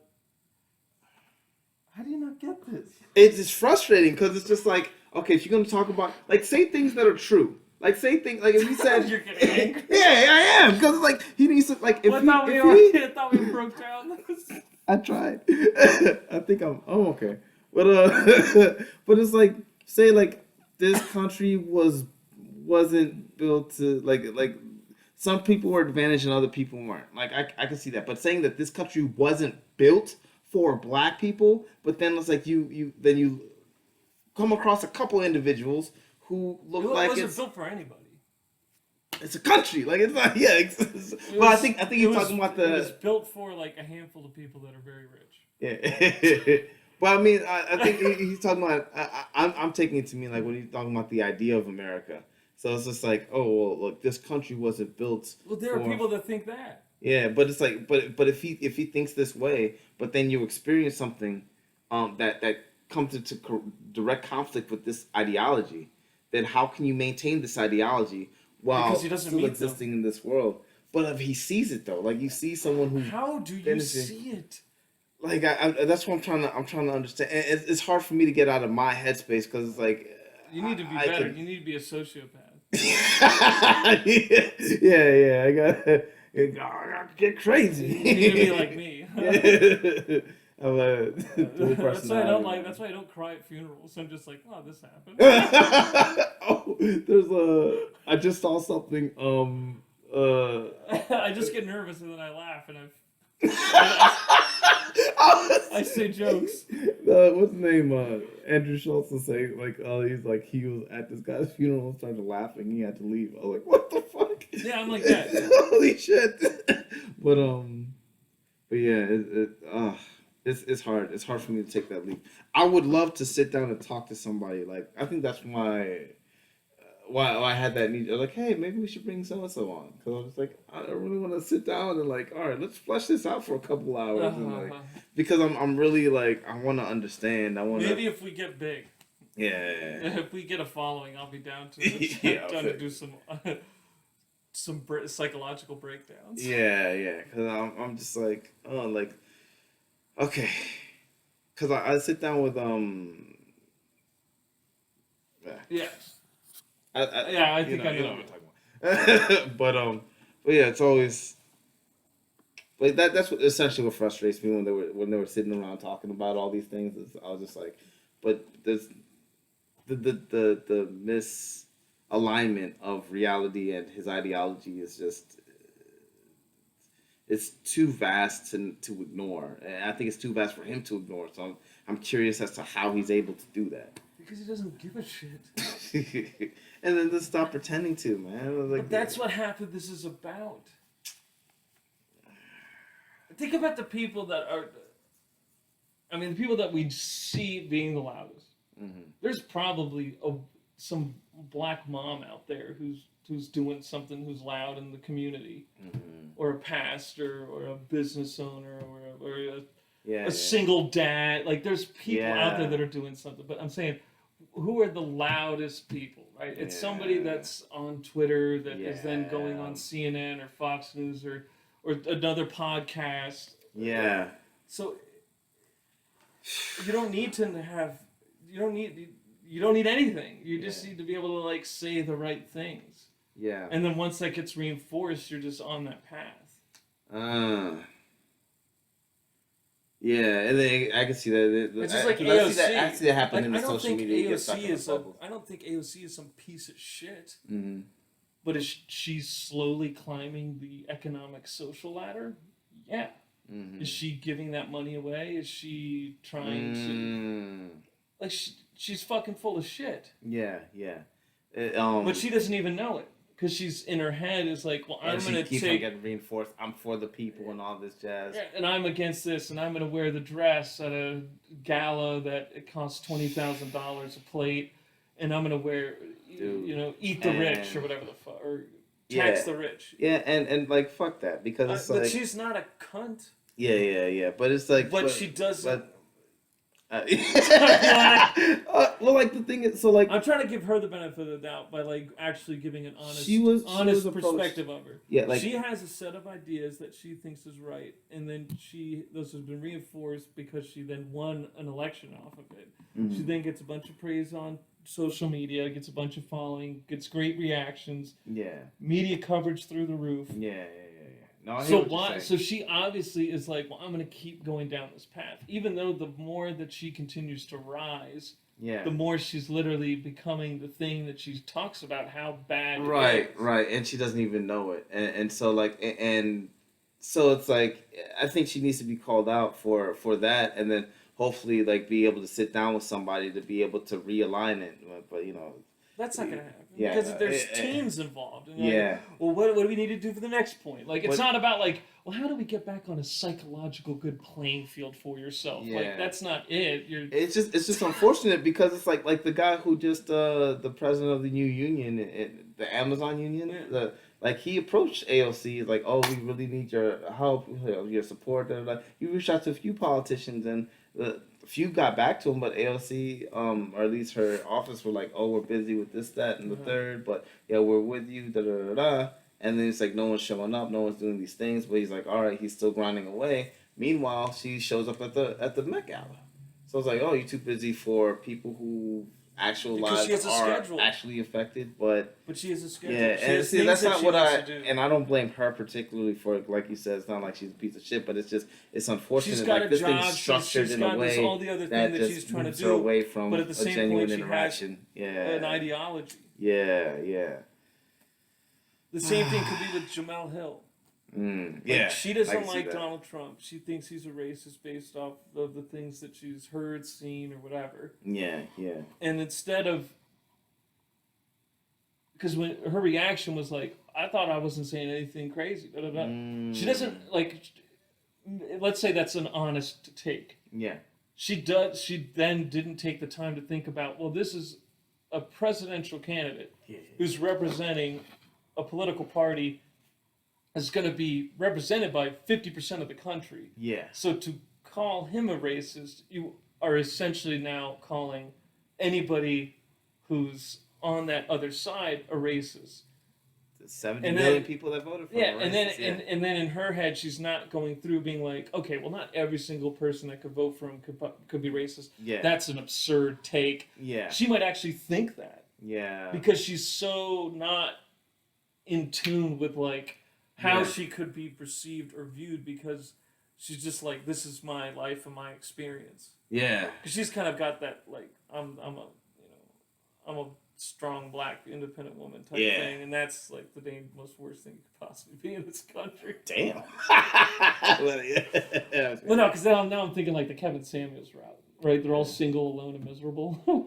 Yeah, but see, like, but they're dishonest. Like, and that's the But thing. it's not like, dishonest. No. But I'm saying they're dishonest when they're just like, oh, I'm strong, but I don't need a man. Da, da, da. Oh, but that's like, because that's just posturing. Yeah, and that's what I think a lot of it's posturing, or they get stuck in. I mean, this- that's something different, but I'm more Yeah. just trying to be a little silly with like Right. the Kevin Samuels. Like being a strong, independent black woman is not like the most dangerous thing to be in the country. It's But yeah, so like she might not have any type of ill intentions or anything like that, but she's just like, oh well, now I'm getting pushed back. This is because like other people who have spoken their mind get pushed back, just like Muhammad Ali and da da da da da. Right. So right. I'm gonna dig my heels and not instead of taking the. Because, like, that happened with everybody. Muhammad Ali, Malcolm X, like, they all had certain times strong stances. And then as they grew, they tried to think more outside the box. Malcolm X goes to Mecca, and he's like, oh, wait a minute, like, we're all together in this. It's like, there's different dynamics in America where, like, black people need to build black people up and not rely on white people to do it because of X, Y, and Z. But, like, he became much less... like radical because he was like he's not yelling cracker anymore because he's like no like that I need to do this through love because if I portray anger all I'm doing is pushing people away from the message that I'm trying to give. Whereas like those people were in such a positive reinforcement program right now. It's like, oh no, you can like make your money and have a career and never at all concede to like the worst aspects of like who you are. But it's weird because like that would be an interesting like I would love to know the types of conversations or who he was talking to in Mecca because it's just like it could be just observationally. Oh no, you said he was interact because he went in like you have to do no, this. I'm whole... saying like observationally, it's like a white guy who's got the I don't know what the fucking thing is, but the cap. And he's got the robe on, and he comes up and Assalamu alaikum, and he. Oh, I see. Yeah, that's what I'm saying. Like, so now he's talking to this white guy who's like could be preying on the fucking Yeah. on the rug right next to him. So Yeah. he's like, oh, like this guy's treating me as an equal because we both believe in this. Yeah, like, maybe. That's what I mean. More experiential Observationally, as like opposed to he's having conversations. He's interacting with people. Yeah, maybe combo. He maybe meets an imam who's I don't know, like Chinese or something like that, and then he starts understanding that this world is just bigger different. Than he understands. Yeah. I just wonder, like, what kind of funny enough, coming to God moment could that Malcolm experience, can we expose, or like if we had all the power in the world, if you could sit down with people like the ones that are making statements like that about this country isn't built for black people, like how or AOC like being slowly shifting away from the people that she professes to stand for, like without even understanding it, how can we, if you had all the superpowers and all the resources in the world, how would you expose those people? It's like a Daryl Davis thing. You can't really. They have to expose themselves to it. Yeah. And I guess what was profound for Malcolm is because he started following this religion, and for him that saved him, and he looked at it not as this is the end all be all, like that ended up becoming like his faith, but he said like he's like, I started recognizing the benefits that this religion had for my community, and then it's like, and he for was him he was able to do that because he genuinely wanted to help black people. Yeah. So it's like, regardless of whether you agreed with how he was going about it, he had an honest goal. Yeah. So I don't want to say like his heart was open, but like he's open to the potential change because his end goal is to help the black community. So whatever way we can get to doing that. I think that's an accurate way to say it, because like he had his heart open to Islam. And because his heart was open to Islam, and then he goes on this one lifetime journey to Mecca, and then he experiences and has these conversations, and then so he's just like, oh wow, this is what it's about. This is the true meaning. And so he was willing to take that in, not just as a like, I need something to help me get from A to B or from B to C, but it was more so because he loved this other thing. It was his own journey that he was trying to go on, which then allowed him to potentially be open to new ideas. Yeah. Whereas someone like a Michael Eric Dyson, that guy's never. Yeah. Maybe on his deathbed. I don't know. He could pull a Kennedy. He could pull a Ted Kennedy. Did you hear about that? No. He like renounced all liberal policies. Wow. Like on his deathbed, because he's like an Irish Catholic. So he's like, actually, like asked for forgiveness for everything. Oh Jesus. No pun intended. Oh Jesus. Oh man. I remember my teacher that was talking about this, because I took like a world religions class, and he was like, he was Indian. Yeah. So he had like a thick accent and everything like that, but he was like a stand-in because like the other person got sick. Okay. And he was like an engineer or something like that. And he was like, well, I've like studied theology, I guess. Yeah. He just assumed it. He was like, well, he's one of the most brilliant people I've ever met. Oh wow. But he was talking about like we were talking about like religions that have like, most religions have some type of sense of redemption or this, that, and the other. And then he brought up the Kennedy thing, and this girl had like a meltdown. Oh no. She was like, he was like my hero, you can. And he was like, and he said like, I don't know what to tell you. Oh shit. Oh man, that's funny. She had a Will Smith moment. Keep Ted's name. Oh, your fucking mouth. She slaps him, and he goes. Just that ricochet. Oh boy. Yeah, like Michael Eric Dyson isn't gonna change. Like he's he is who he is. Regardless of whether he's telling the truth or not, he's never gonna change. Yeah. I think I'm I want to start diving into the detail, like the specific policies that are actually beneficial and show themselves to be beneficial, and like if we could see like who's on par with this and who's not. It's like instead of postulating about like get into this ideological debate, because you're not gonna win like a argument. Like you can sit here and talk all day to like Michael Eric Dyson or like he'll have his decisions. Yeah, but instead of having, because we're not a literal war, but we're in a war. Yeah. We're in a war of ideas. Ideas, yeah. But it's like instead of That's why I'm so surprised. Like that's why we're seeing all these abortion things getting passed. Yeah. Because people are like, it's to the point where there's so much conflict that people are just like, let's fucking go. Yeah. Because what, Oklahoma outright banned it? I think, right? Yeah, I don't know. I haven't followed that, but I think I saw that like on Crowder. Oh wow! I heard about the thing that happened in I think it was Texas. I'll rephrase that.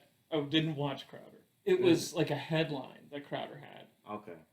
So for him to say it, I was like, well, maybe it is an outright ban, because if he wouldn't postulate a heading like that unless it was true, or unless he's trolling and like making fun of people. Yeah, I don't know.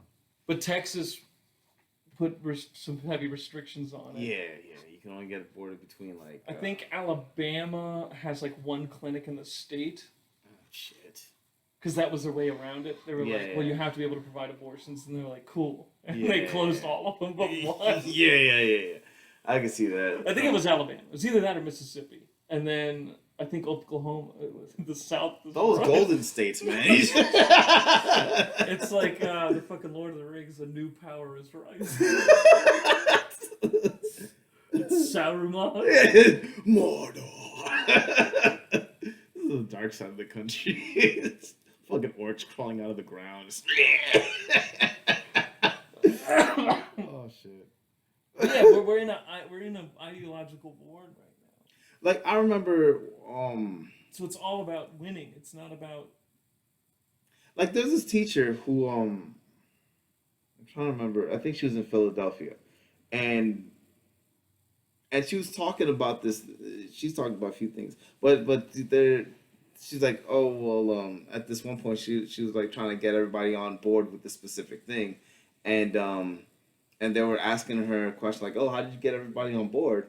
She's like, oh, I didn't. And then they were just like, oh well, then but the school was able to turn around and did all these things. Like how did that happen? She's like, oh well, I couldn't get everybody on board, but I got enough people on board to start instituting these changes. And once these changes started taking effect, everybody just started coming on board, but not because of me and what I said, but because of what we were able to do.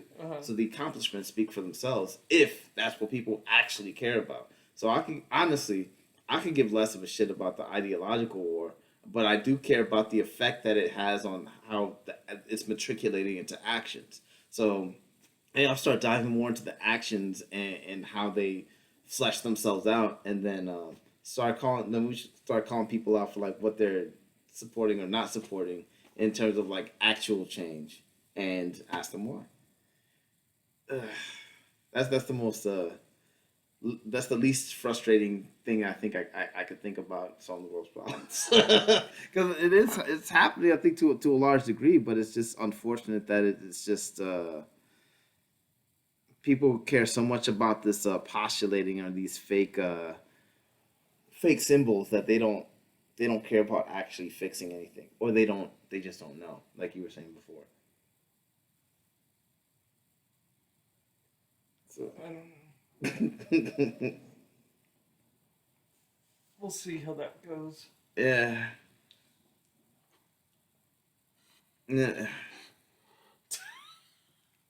Well, for now, I'll just keep on railing against this, because the other thing that came out was the Jackie, one more thing. one more thing, Jackie. Oh, white people just need to listen. That was one of the other conclusions that he drew out of. I'm kind of cool with that point. Well, because then it pertains on who's speaking. Yeah, I think it's like another.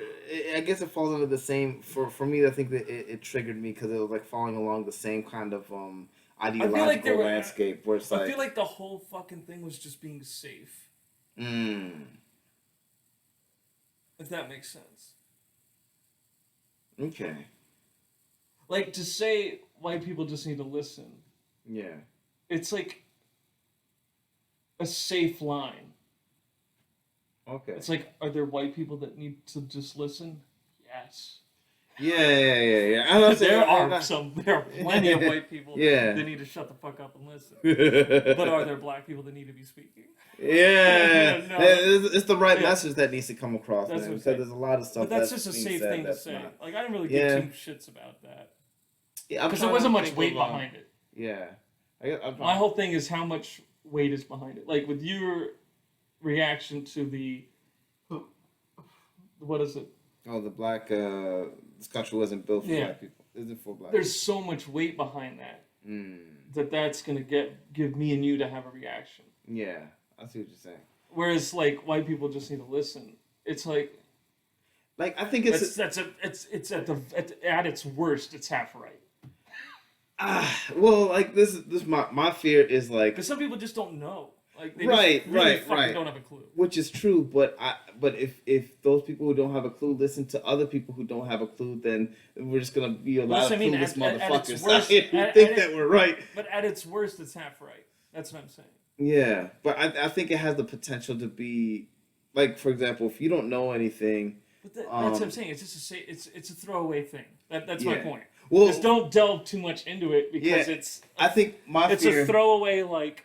White people just need to look. It's like, well, if I come out strong against that, I look like a fucking idiot. But then if I just blindly agree with that, I'm also just catering to it. But so you're fucked either way. Well, allow me to bend over. Allow me to reintroduce myself. Yeah. Like I think the fear is like they're making the assumption. Like they point out a lot of valid points when it comes to like talking like things that have been said before and why people need to listen. But I think it's an oversimplification because it's assuming that everybody who's talking has something worth listening to, or saying something that's valid. So like my big fear, which is what I think partially is happening now, and what I'm kind of railing against, is that there's a lot of people who have these ideological stances. And they're making these ideological claims, and they just want everybody to listen to them. And so if everyone listens to them, then everything will be better. Yeah, go ahead. I was peeing, and the door was cracked, and out of the corner of my eye, I caught the ceiling fan go, like the shadow, and I was like, "Shit, is Robert gonna scare me?" Boo, black guy. No, but that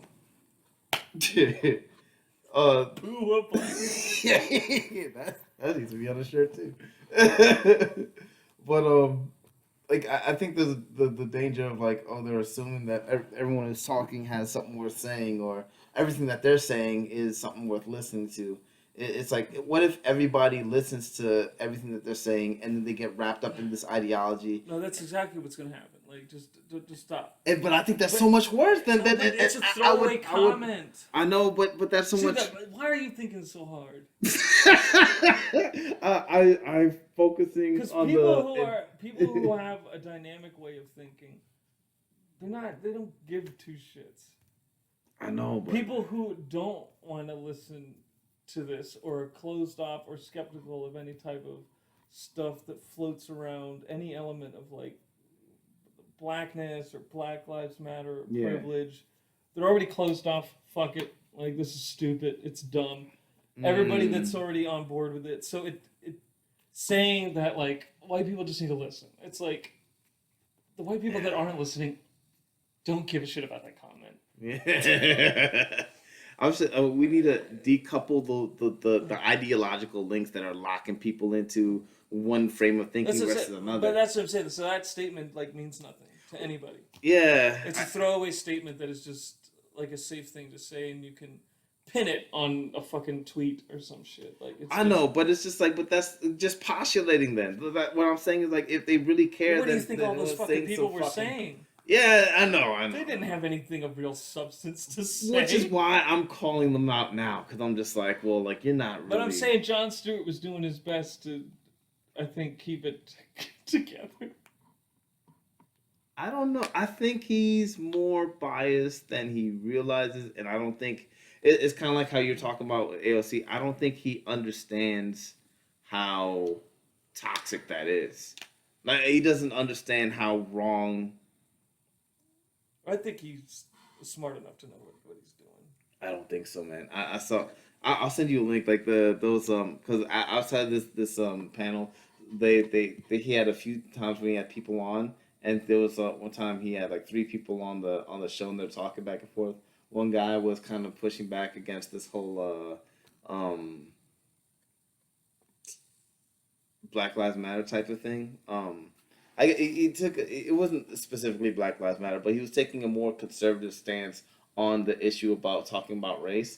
And Is this a black guy? No, white guy. There were 3 white people, and then Jon Stewart was like, "Man, what the fuck are you talking about?" Like he's just like.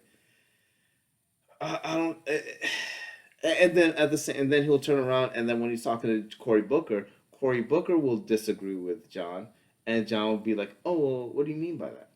Or how so?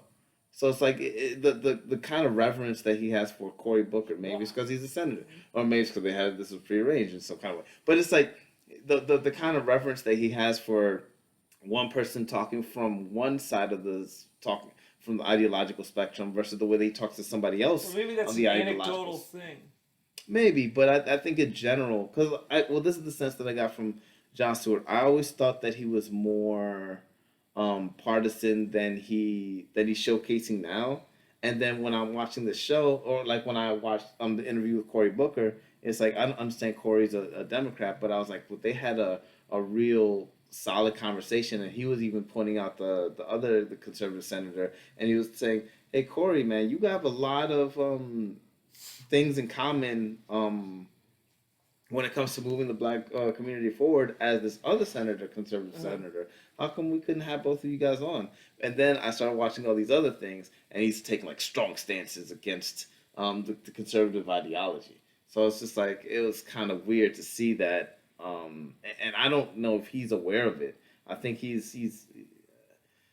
I think he thinks he knows what he stands for, but I think he's so frustrated and he's so locked into the ideological thought that the conservatives are terrible or he doesn't know what. I don't think he thinks that.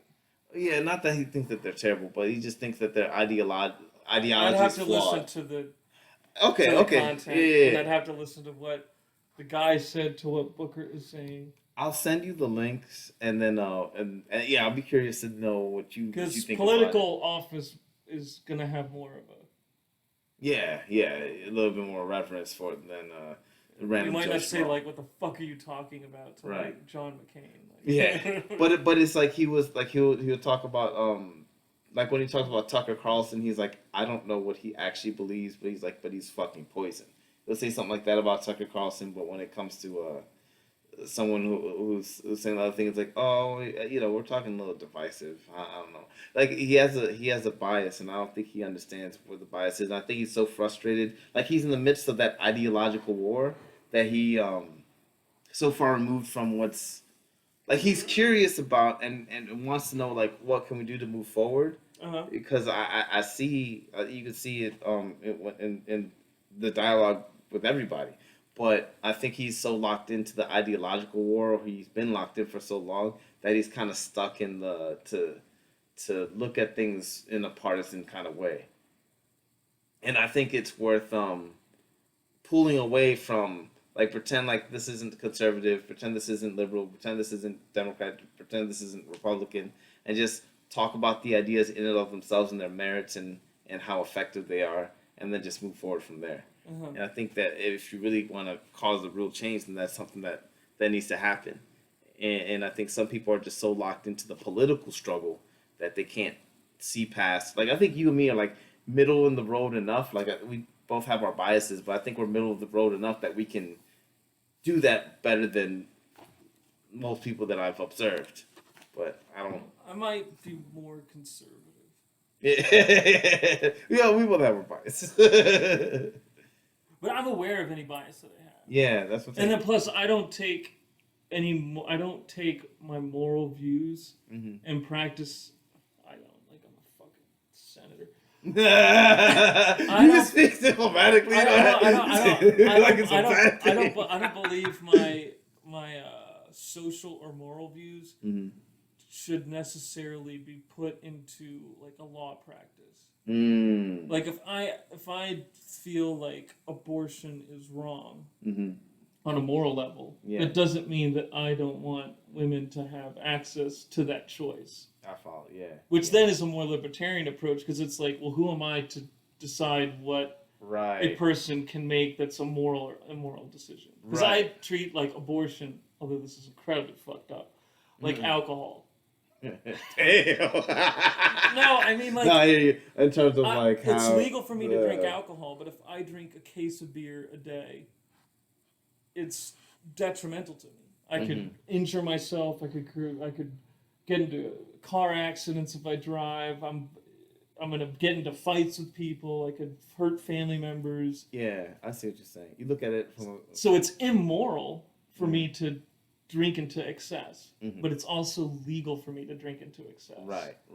You like a libertarian kind of approach. You're just like, oh, this might be bad. That's my approach on abortion. So it really doesn't matter what my view on abortion is. Yeah.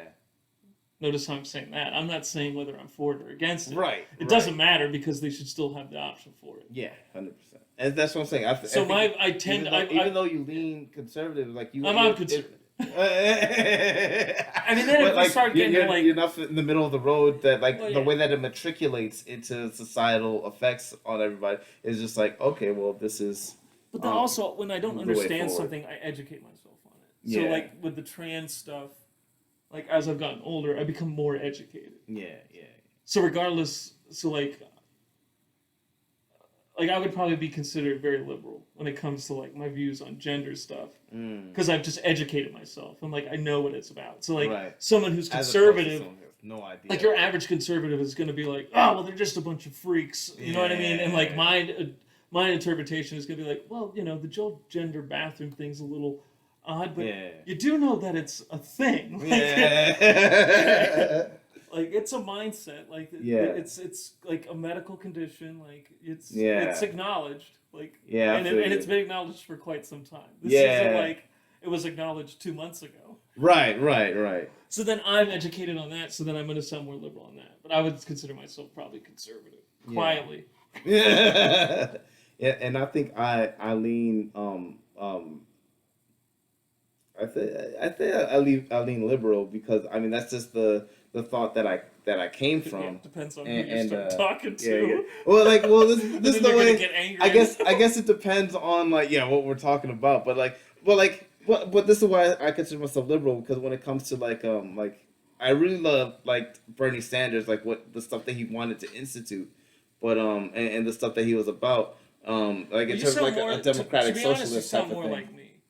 Yeah, I think because I align a lot more. The problem is that I think me and you are we're probably more conservative, but the Republican Party doesn't represent what at all we think or want. And then there are aspects of like, okay, well, healthcare and all these other things where we're kind of like, well, I mean, like, we shouldn't just bankrupt people because they're poor and broke their leg. Right, 100%. That's what it's like. So then we're in this. That's why we both identify as libertarian. Yeah, exactly. Yeah, because I think morally, I would definitely align more with conservative than liberal. But well, because that's the whole phrase. Yeah. If you're young and not liberal, you don't have a heart. If you're old and not conservative, you don't have a brain.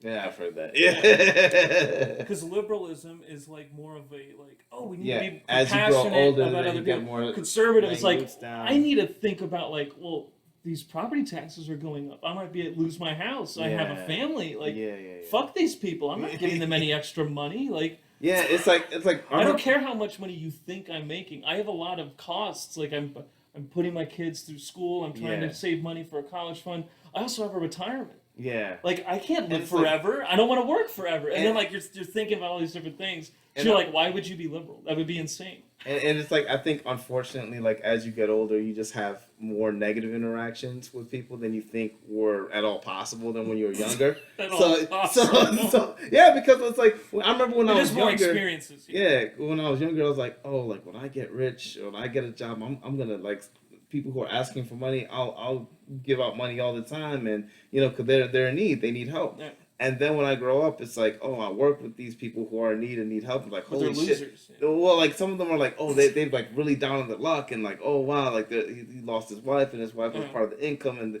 they couldn't afford to live in this place, and now he's over here in the shelter with 3 girls, and it's like, oh, I was trying to make it. But then I would see somebody over here who rolled up to the soup kitchen in the fucking Benz. And I'm just like, oh, he must be he must work here, he must be part of the nonprofit. It's like, no, that person's homeless. Oh. He just has a Benz. He just has a Benz, okay. So it's like, enough of those experiences are enough for me to really understand and align myself with the conservative frame of thinking. But it's like, I wish that like all the stuff that Well, you want to have a more nuanced approach. yeah, like I Like, want, you don't want to like, you don't want to be conservative on every single issue because that Yeah. just wouldn't make any sense. I just know, like, my life experiences have pointed my biases towards this way, but I know, like, I want everyone to be taken care of, Well, that's and why I they want say- us to take care of each other. That's precisely and why kind they of, say you don't have a brain if you're not conservative. No, I follow. Because it's like, why, if you at all are successful, Yeah. not have a more conservative mindset to be like, okay, like, how is this all going to affect me? And I don't care how much it's helping other people, but if my life is destroyed because of it. Well, this the way that I look at it now is like, well, I'm saying we care that's like a about- very generic, stupid yeah. approach, but it's like, oh, that's great, universal health care. But if universal health care goes through and then I lose my health insurance and then I like Yeah, no, I follow. Well, like I have to get that insurance and then I lose mine and then like also costs go up and then I can't live in this apartment and I have to go back move at home with my family. Yeah. Well, then I might not want the universal health care. Yeah. Well, I'm thinking about like in the way that was sustainable kind of approach where it's like, oh well, like I want everybody to be taken care of, but like if we do these policies that stop people from being able to take care of themselves, or that set it up where people are incentivized to not take care of themselves, then how sustainable is that? Or where it's like kind of frame of thinking, it's like about selfishness. It's like, oh, you got to be selfish. It's like if you really care about other people, you have to be selfish. To the point where like, oh, if you're it's kind of like a play on world. She said that on purpose, but it's like, oh, if you're really selfish, then you're really gonna start taking care of other people because you don't want to be so good and so well off that everybody around you suffering, and then they come after you. You want to make sure your community is good, so then that way it's like you're gonna be better in the community of betters. So it's kind of like I believe in that kind of I think an element of it is like is socialist. So like I think I really align myself with those kind of frame of thinking, like where like people taking care of other people, like in a communal kind of landscape. But I just want to do so in a way that's sustainable. Yeah, it sounds good, but is it affordable? Is it sustainable? And so I want to just do it in a way that's doubling the budget would not be sustainable. Yeah, that's problematic. You can't just dump trillions and like, wonder what's gonna happen here. But We yeah. always seem to find money for wars. Yeah, can't beat this. It doesn't cost that much. Yeah. So it's just, but yeah, we'll dive into that and more on the next episode of Unintelligent Intellectuals. Dun. I'll just stick that one for grannies.